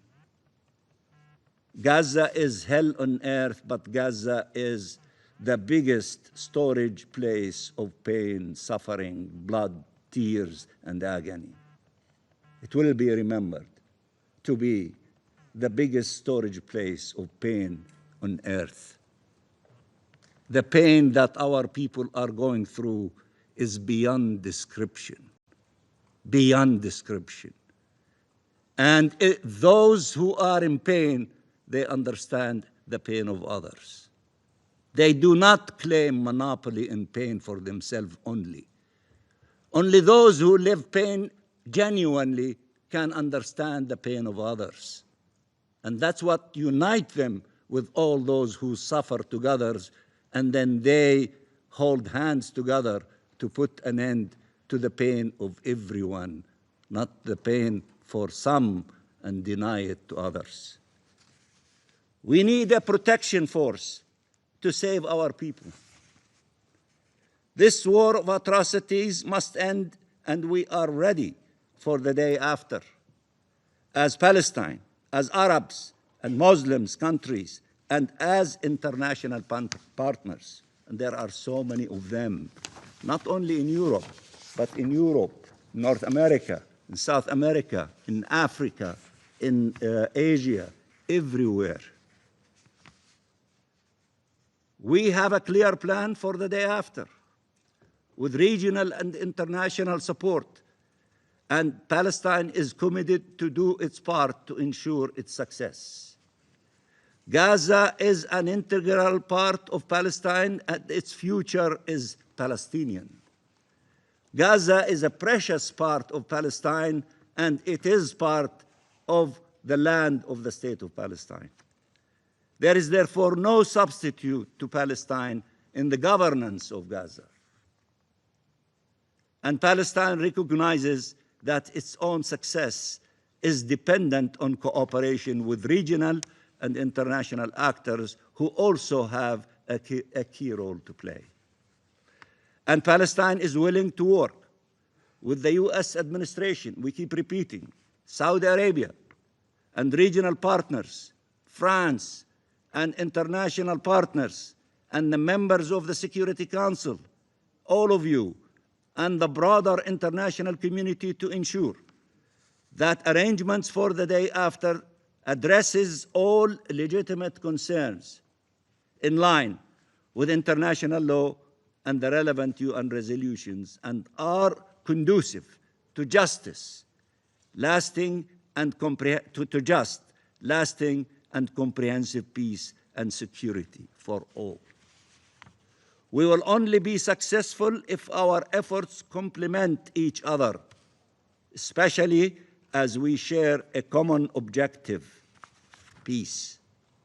That's the common objective, peace. The UN was created for peace. The Security Council is the custodian of the maintenance of international peace and security. That's what unites all of us. For those who want peace, and we do want peace, because we benefit tremendously from peace.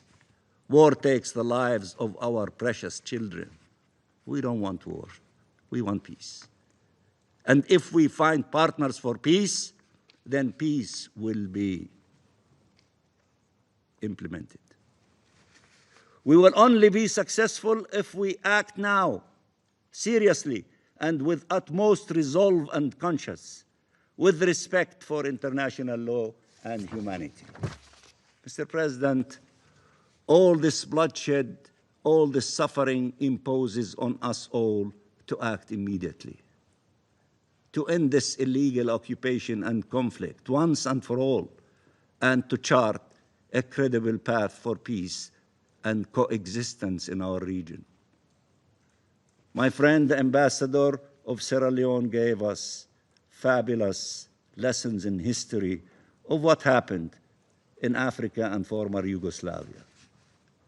Let us not in the future be saying, where were we with genocide committed in the Gaza Strip and in Palestine, and you were paralyzed and you did not do what was supposed to be done in order to stop it and not to allow it to continue. These are wise words that many of our leaders, I remember vividly, especially after Rwanda, started evaluating and saying, why did we fail? Why didn't we act to stop it from happening instead of trying to go after those who committed these atrocities and to bring them to justice? That is good, but that will not bring the million people that were killed in Rwanda. Now we're saying, let's act now to save the 1 million children in Gaza. The rest, the other million, are the older people. Let's act now to save them. Palestine will not disappear. For those who have the illusion that they can negate our existence, that is an illusion, dream. Palestine will not disappear. We are rooted in that national homeland from the beginning of history.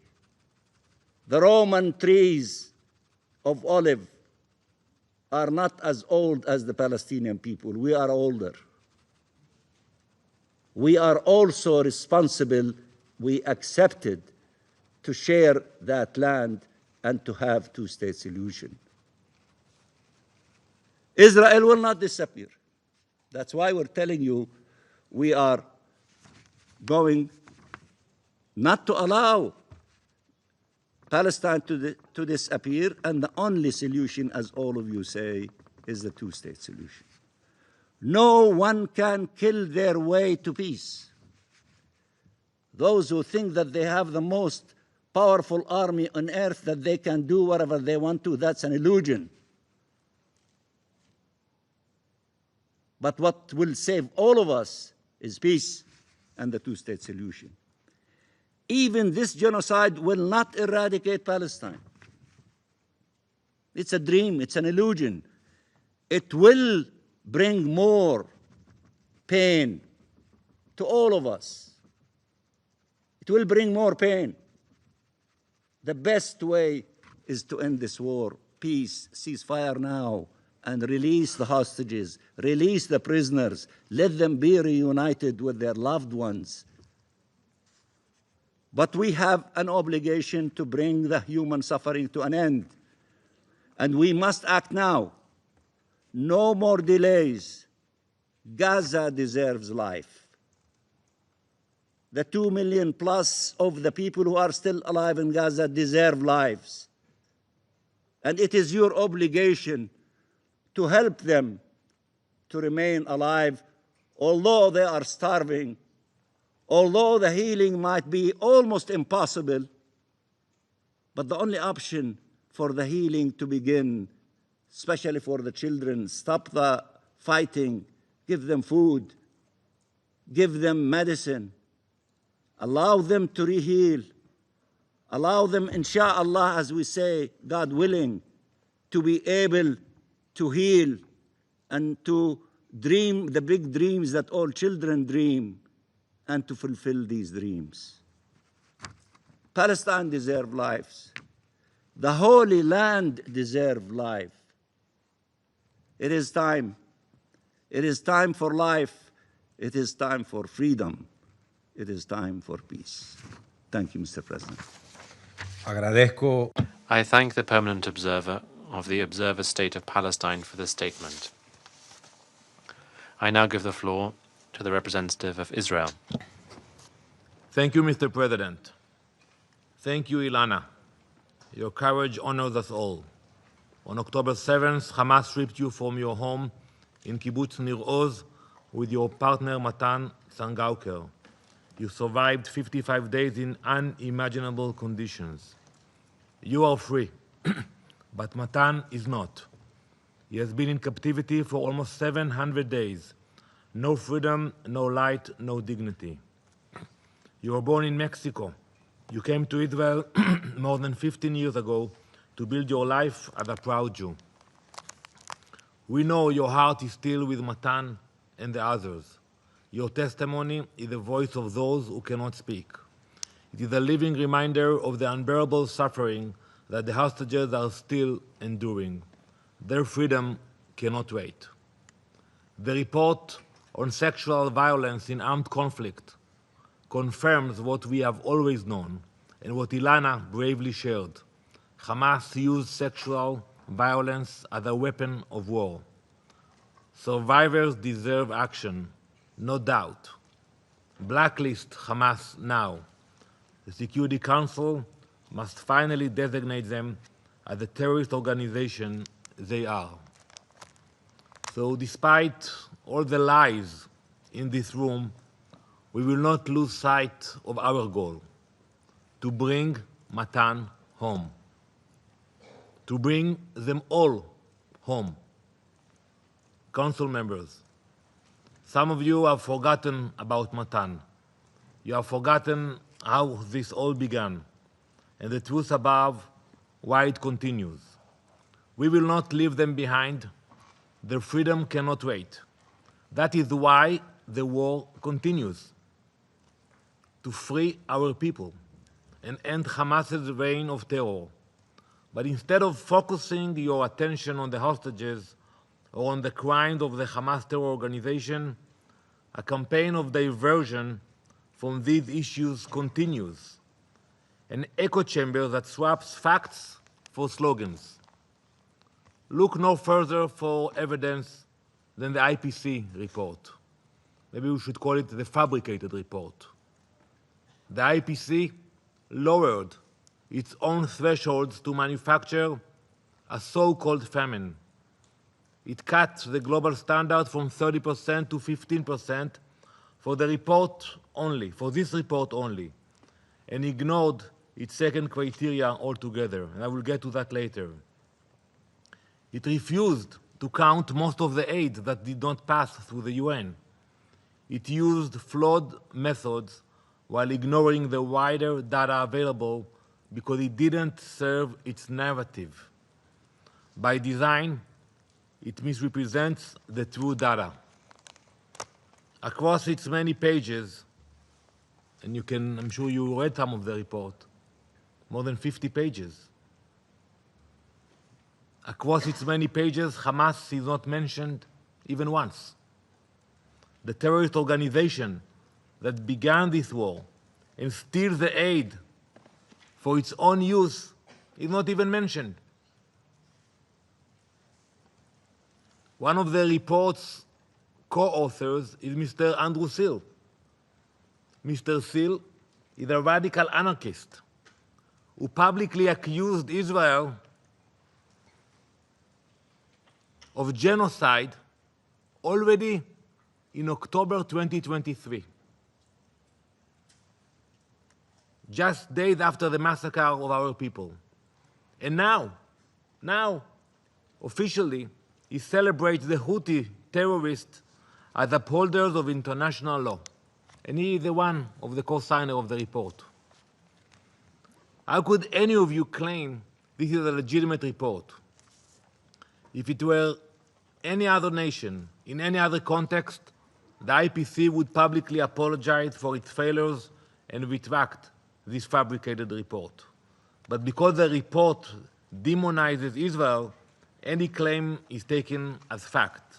And I've listened to you all. Well, how about we examine the actual facts and only then cast judgment? Preliminary analysis by both official Israeli bodies and independent experts indicate that this so-called report includes IPC invented data that did not exist. They invented 182 virtual deaths to reach the threshold of 188, supposedly for famine. So the numbers didn't work for them. There was only 6. So they added 182. So now they can come with this report. Second fact, the IPC cherry-picked data from a survey of 15,749 children. They took data from only 7,519 children, which leads to the desired political result of the report's authors. Third, IPC hid data that contradicts the agenda. The IPC conducted 2 surveys in Gaza and hid one of the surveys in the appendix that shows there is no famine in Gaza. Following these gross forgeries, we are demanding the IPC for the immediate removal of the forged report. Let's continue to examine the facts. Let's speak about the aid. The UN's own records show more than 500 trucks carrying over 46,000 tons of aid have entered Gaza. That's since May 19, 94% of which was food. Yet, according to the UN agenda, if you read carefully, only about 1 in 9 or 8 trucks actually reached their destinations. 1 out of 9. Why? Because armed groups and Hamas terrorists intercepted the rest of the trucks inside Gaza. Not in Israel, not at the gates, not at the checkpoints, inside Gaza. In the same period, more than 7,400 trucks with over 139,000 tons of food and over 2,000 tons of medical supplies entered. But the IPC refused to count them. On the ground, the picture is clear. The crossings are open, despite the daily lies about crossing closures from the mouth of Mr. Tom Fletcher. On a typical recent day, 300 to 400 truckloads are collected inside Gaza, while hundreds more sit waiting on the Gaza side for the UN to distribute it. When partners actually collect and distribute, prices fall. And it's not me saying it or him saying it. You can look at the market price. We have seen the prices of goods fall dramatically, but this fact is also ignored. Prices are the most accurate measurement of shortages. For example, a kilogram of flour has recently fallen by 80% in the markets of Gaza. Non-UN channels are helping to fill the gaps. 90+ community kitchens are serving 600,000 meals a day. 18 hospitals and 12 field hospitals are operating with tens of thousands of tons of medical supplies delivered. Thousands of patients have been evacuated for treatment. We are powering water lines and a desalination plant so hundreds of thousands could easily access drinking water. We continue to work with organizations committed to humanitarian work, not political incitement. Yesterday, World Food Programme Executive Director Cindy McCain entered Gaza and visited both Deir el-Balach and the Gazan side of the Kerem Shalom crossing to see these efforts herself. But the IPC report hides this reality behind intentionally flawed methods. They lower the bar, exclude the aid they dislike, and publish the worst case possible. That is not humanitarian work.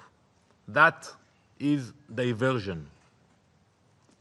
This same diversion feeds the next one, statements that reward terror. Colleagues, we all know that not too long ago, There was progress toward a hostage agreement. Mediators were working. There was hope. Then France and the UK made their announcements about their recognition intentions. Many others followed suit. They gave Hamas an out.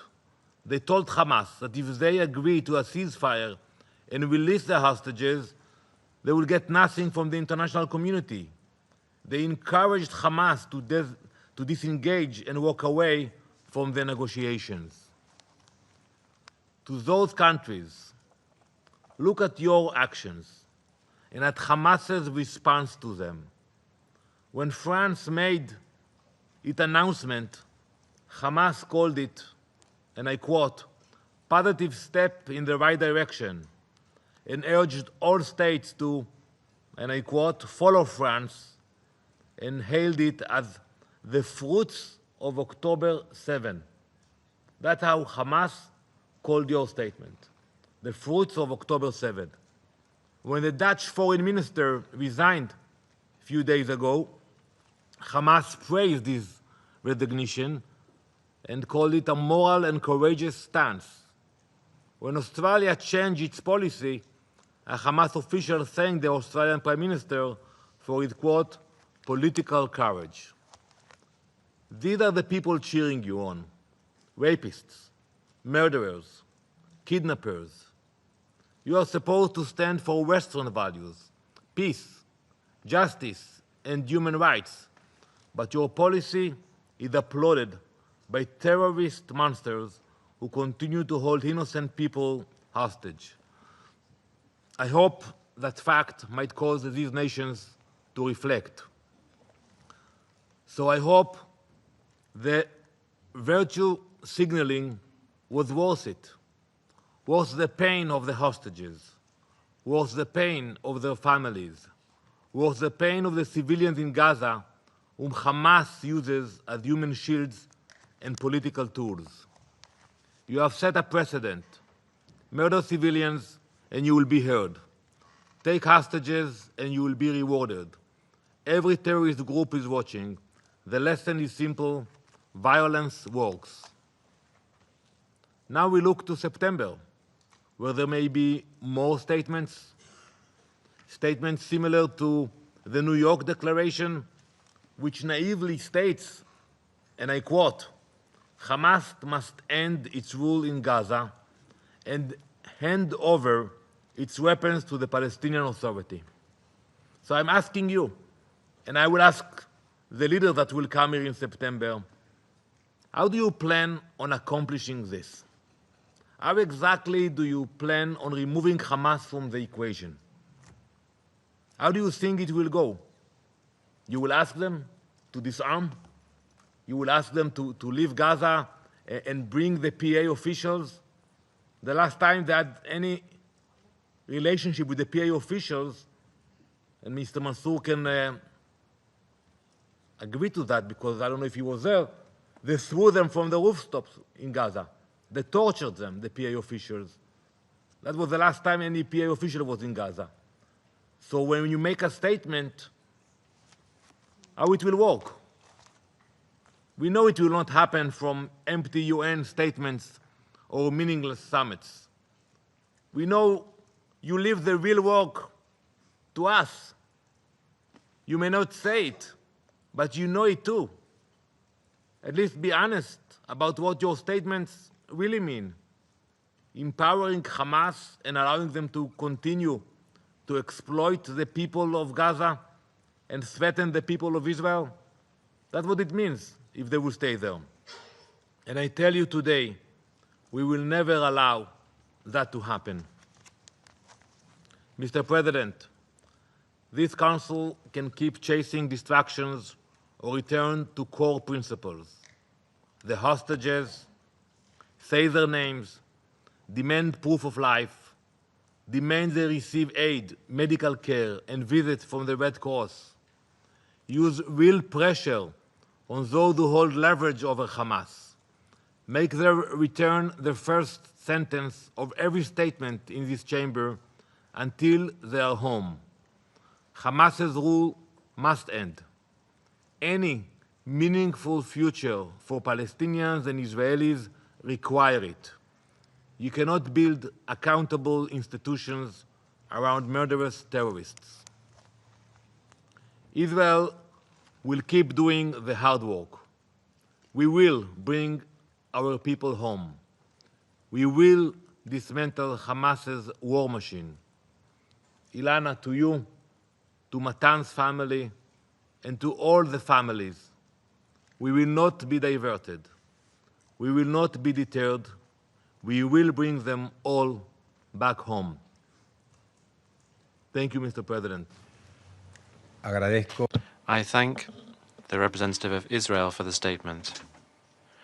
Delegation of France has asked for the floor to make an additional statement. You have the floor. Thank you very much, Mr. President, and I apologise for extending this session by a little bit, but these are very serious and weighty topics, the issue of hostages, and I'm not going to repeat what I already said. We stand in solidarity on the matter, and we believe in the need to release the hostages just as soon as possible. I would like to just respond to two points, at least 2 points that have been mentioned but that affect my country, France. The first point is this assertion according to which the policy that we're pursuing, the two-state solution, the initiative that we are engaging in with Saudi Arabia can in any way be instrumentalized by Hamas. We are aware that Hamas has its own means of communicating. We are in no way whatsoever responsible for the way that this is instrumentalized by Hamas. And I would like to quote a part of the letter by the French president to the Israeli prime minister,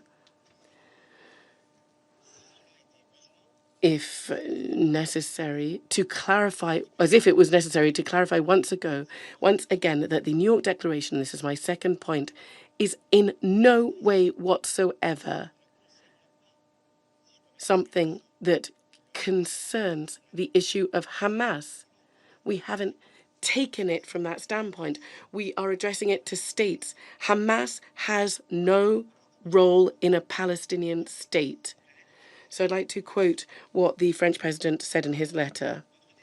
Our determination to ensure that the Palestinian people have a state is rooted in our belief that a lasting peace is crucial for the solution and its full integration into a region, a logic of normalization that we support that needs to be implemented as soon as possible. The interpreter is paraphrasing. This lasting peace involves the establishment of a sovereign Palestinian state, recognizing Israel's right to security, demilitarized living in peace. In no case does this double belief enable any complicity with Hamas or any other terrorist group to threaten Israel. The Palestinian state must be the end of Hamas. I will stop there. Of course, you can read other parts of that letter, but I think it's sufficiently clear. And in the New York Declaration, and I'd like to reiterate this declaration very clearly, not naively, talks about the end of Hamas and its disarmament. Thank you very much. Agradezco a Francia. I thank France for the statement. I would just like to express my sincere thanks to the interpreters who have enabled us to continue without interruption of this session, and whose work is excellent. And I now see that the delegation of Algeria is asking for the floor. Algeria has asked for the floor. You have the floor. Thank you, President. I don't wish to extend this meeting too much longer. And I did hesitate a great deal before asking to speak again. I hesitated because I can feel the anxiety, the revulsion from Miss Gravitsky. I listened to her. I listened very carefully to what she said, and I listened very respectfully to what she said. But the suffering that she is enduring does not allow her within this council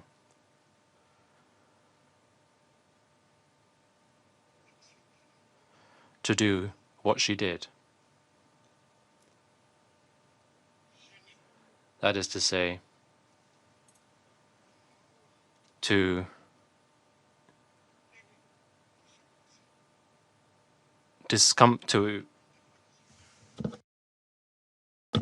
upset the members of this council, in spite of what she has been through, in spite of all of her suffering, in spite of everything. That does not allow her or authorize her to upset the members of the council, to cause discomfort among members of this council when a member of this council is giving a statement.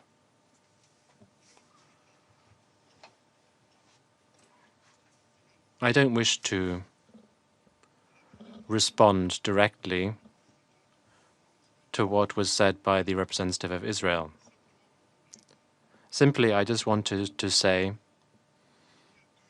that I regret that 2 days ago there were 20 people killed.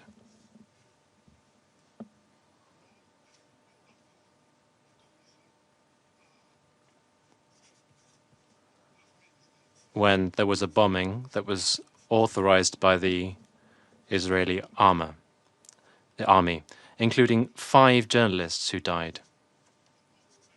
And this includes poor Miriam. There were also humanitarian workers. There were ambulance workers.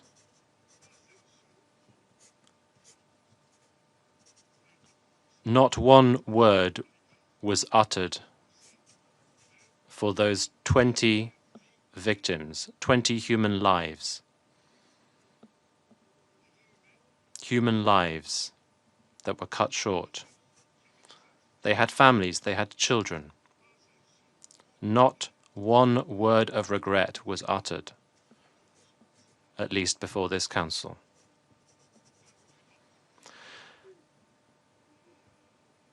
I don't wish to extend the meeting any further. This meeting has been painful for us all, because we all felt, beyond our country's positions, we all felt a deep feeling of inability to act, a feeling of helplessness, unable to fulfill our mandate. And that is a matter of disgust to us all, and it saddens us all. Thank you. The President, I thank the representative of Algeria for the statement. I understand the reasons for what you said, and I apologize for not having intervened to call for decorum when you were delivering your statement earlier. There are no further names inscribed on the list of speakers. I give the floor to the representative of Israel for a second statement. I wasn't planning to respond, but I will be very brief, because the representative from Algeria, not for the first time, is making a show in this council. But I would advise you before you make a show, check the facts. And I spoke about the facts. The horrible pictures you showed earlier, we looked at those names and numbers, and I don't want to go into details, but I would meet with you and share with you the information about the diseases of those children you showed and what is the real problem they had. It has nothing to do with malnutrition. But you came here to attack a survivor, to make a show, to compete with Mr. Mansour. So I will not get into your politics, but I will just tell you, check your facts. I thank the representative of Israel for the statement. The representative of Algeria has asked for the floor once again.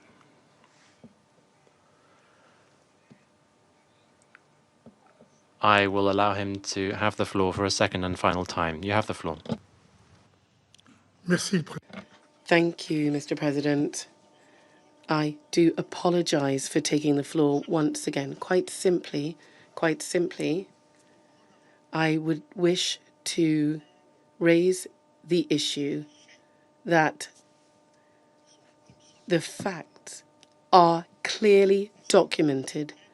They have been documented in their Secretary General's report. They've been documented in the 50-page report of the IPC. Thank you very much. Muchas gracias. Thank you. I thank the representative of Algeria for that second statement.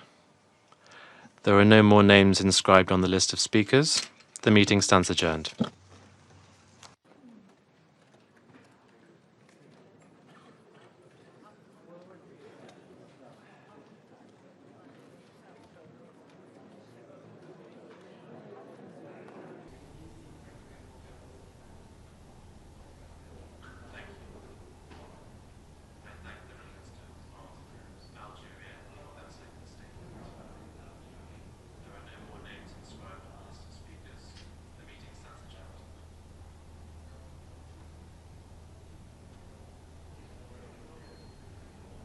Dio.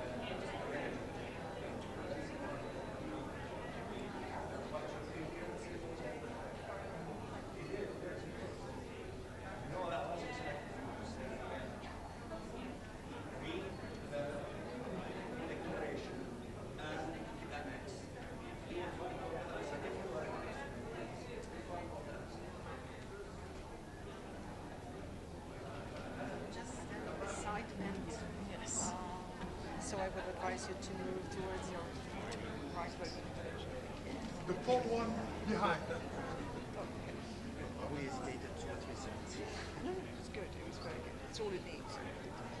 Good afternoon. I deliver this statement on behalf of Guyana and Slovenia in our capacity as informal co-focal points on conflict and hunger in the Security Council, as well as Algeria, China, Denmark, France, Greece, Pakistan, Panama, the Republic of Korea, the Russian Federation, Sierra Leone, Somalia, and the United Kingdom. We express our profound alarm and distress at the IPC data on Gaza published last Friday. It clearly and unequivocally confirms famine in the Gaza governorate. We trust the IPC's work and methodology. This is the first time famine has been officially confirmed in the Middle East region. Every day, more persons are dying as a result of malnutrition, many of them children.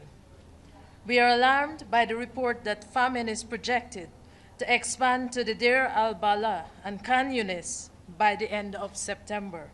At the same time, across the Gaza Strip, nearly 1.5 million people are facing emergency and crisis levels of food insecurity. At least 132,000 children are expected to suffer from acute malnutrition between now and June 2026. Older persons and persons with chronic diseases also continue to be disproportionately affected by the conflict and are among the vulnerable groups reportedly succumbing to malnutrition-related deaths. All this while, hundreds of trucks laden with life-saving aid sit a short distance away. We stand in front of you, especially disturbed by the levels of acute malnutrition among children in Gaza.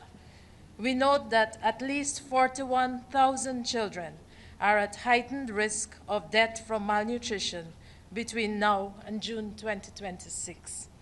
This is a man-made crisis. The use of starvation as a weapon of war is clearly prohibited under international humanitarian law. Famine in Gaza must be stopped immediately. International humanitarian law must be respected, and Security Council Resolution 2417 of 2018 must be implemented. Today, we collectively make three clear and urgent calls to action. 1, we call for an immediate, unconditional, and permanent ceasefire. We call for the immediate, dignified, and unconditional release of all hostages held by Hamas and other groups. We call for a substantive surge of humanitarian assistance throughout Gaza. 2, Israel must immediately and unconditionally lift all restrictions on aid delivery. This includes opening all land routes and allowing the UN and humanitarian partners to operate safely and at scale. Humanitarian principles of humanity, neutrality, impartiality, and independence must be central to humanitarian action. We call on Israel to immediately reverse its decision to further expand its military operation in Gaza with the aim of taking over Gaza City. This decision, which we reject, will inevitably worsen the already horrific humanitarian situation and endanger the lives of all civilians, including the hostages. Time is of the essence. The humanitarian emergency must be addressed without delay, and Israel must reverse course. We have seen what is possible to achieve during a ceasefire. I thank you. What do you make of the U.S. denying that there's a famine? Yeah.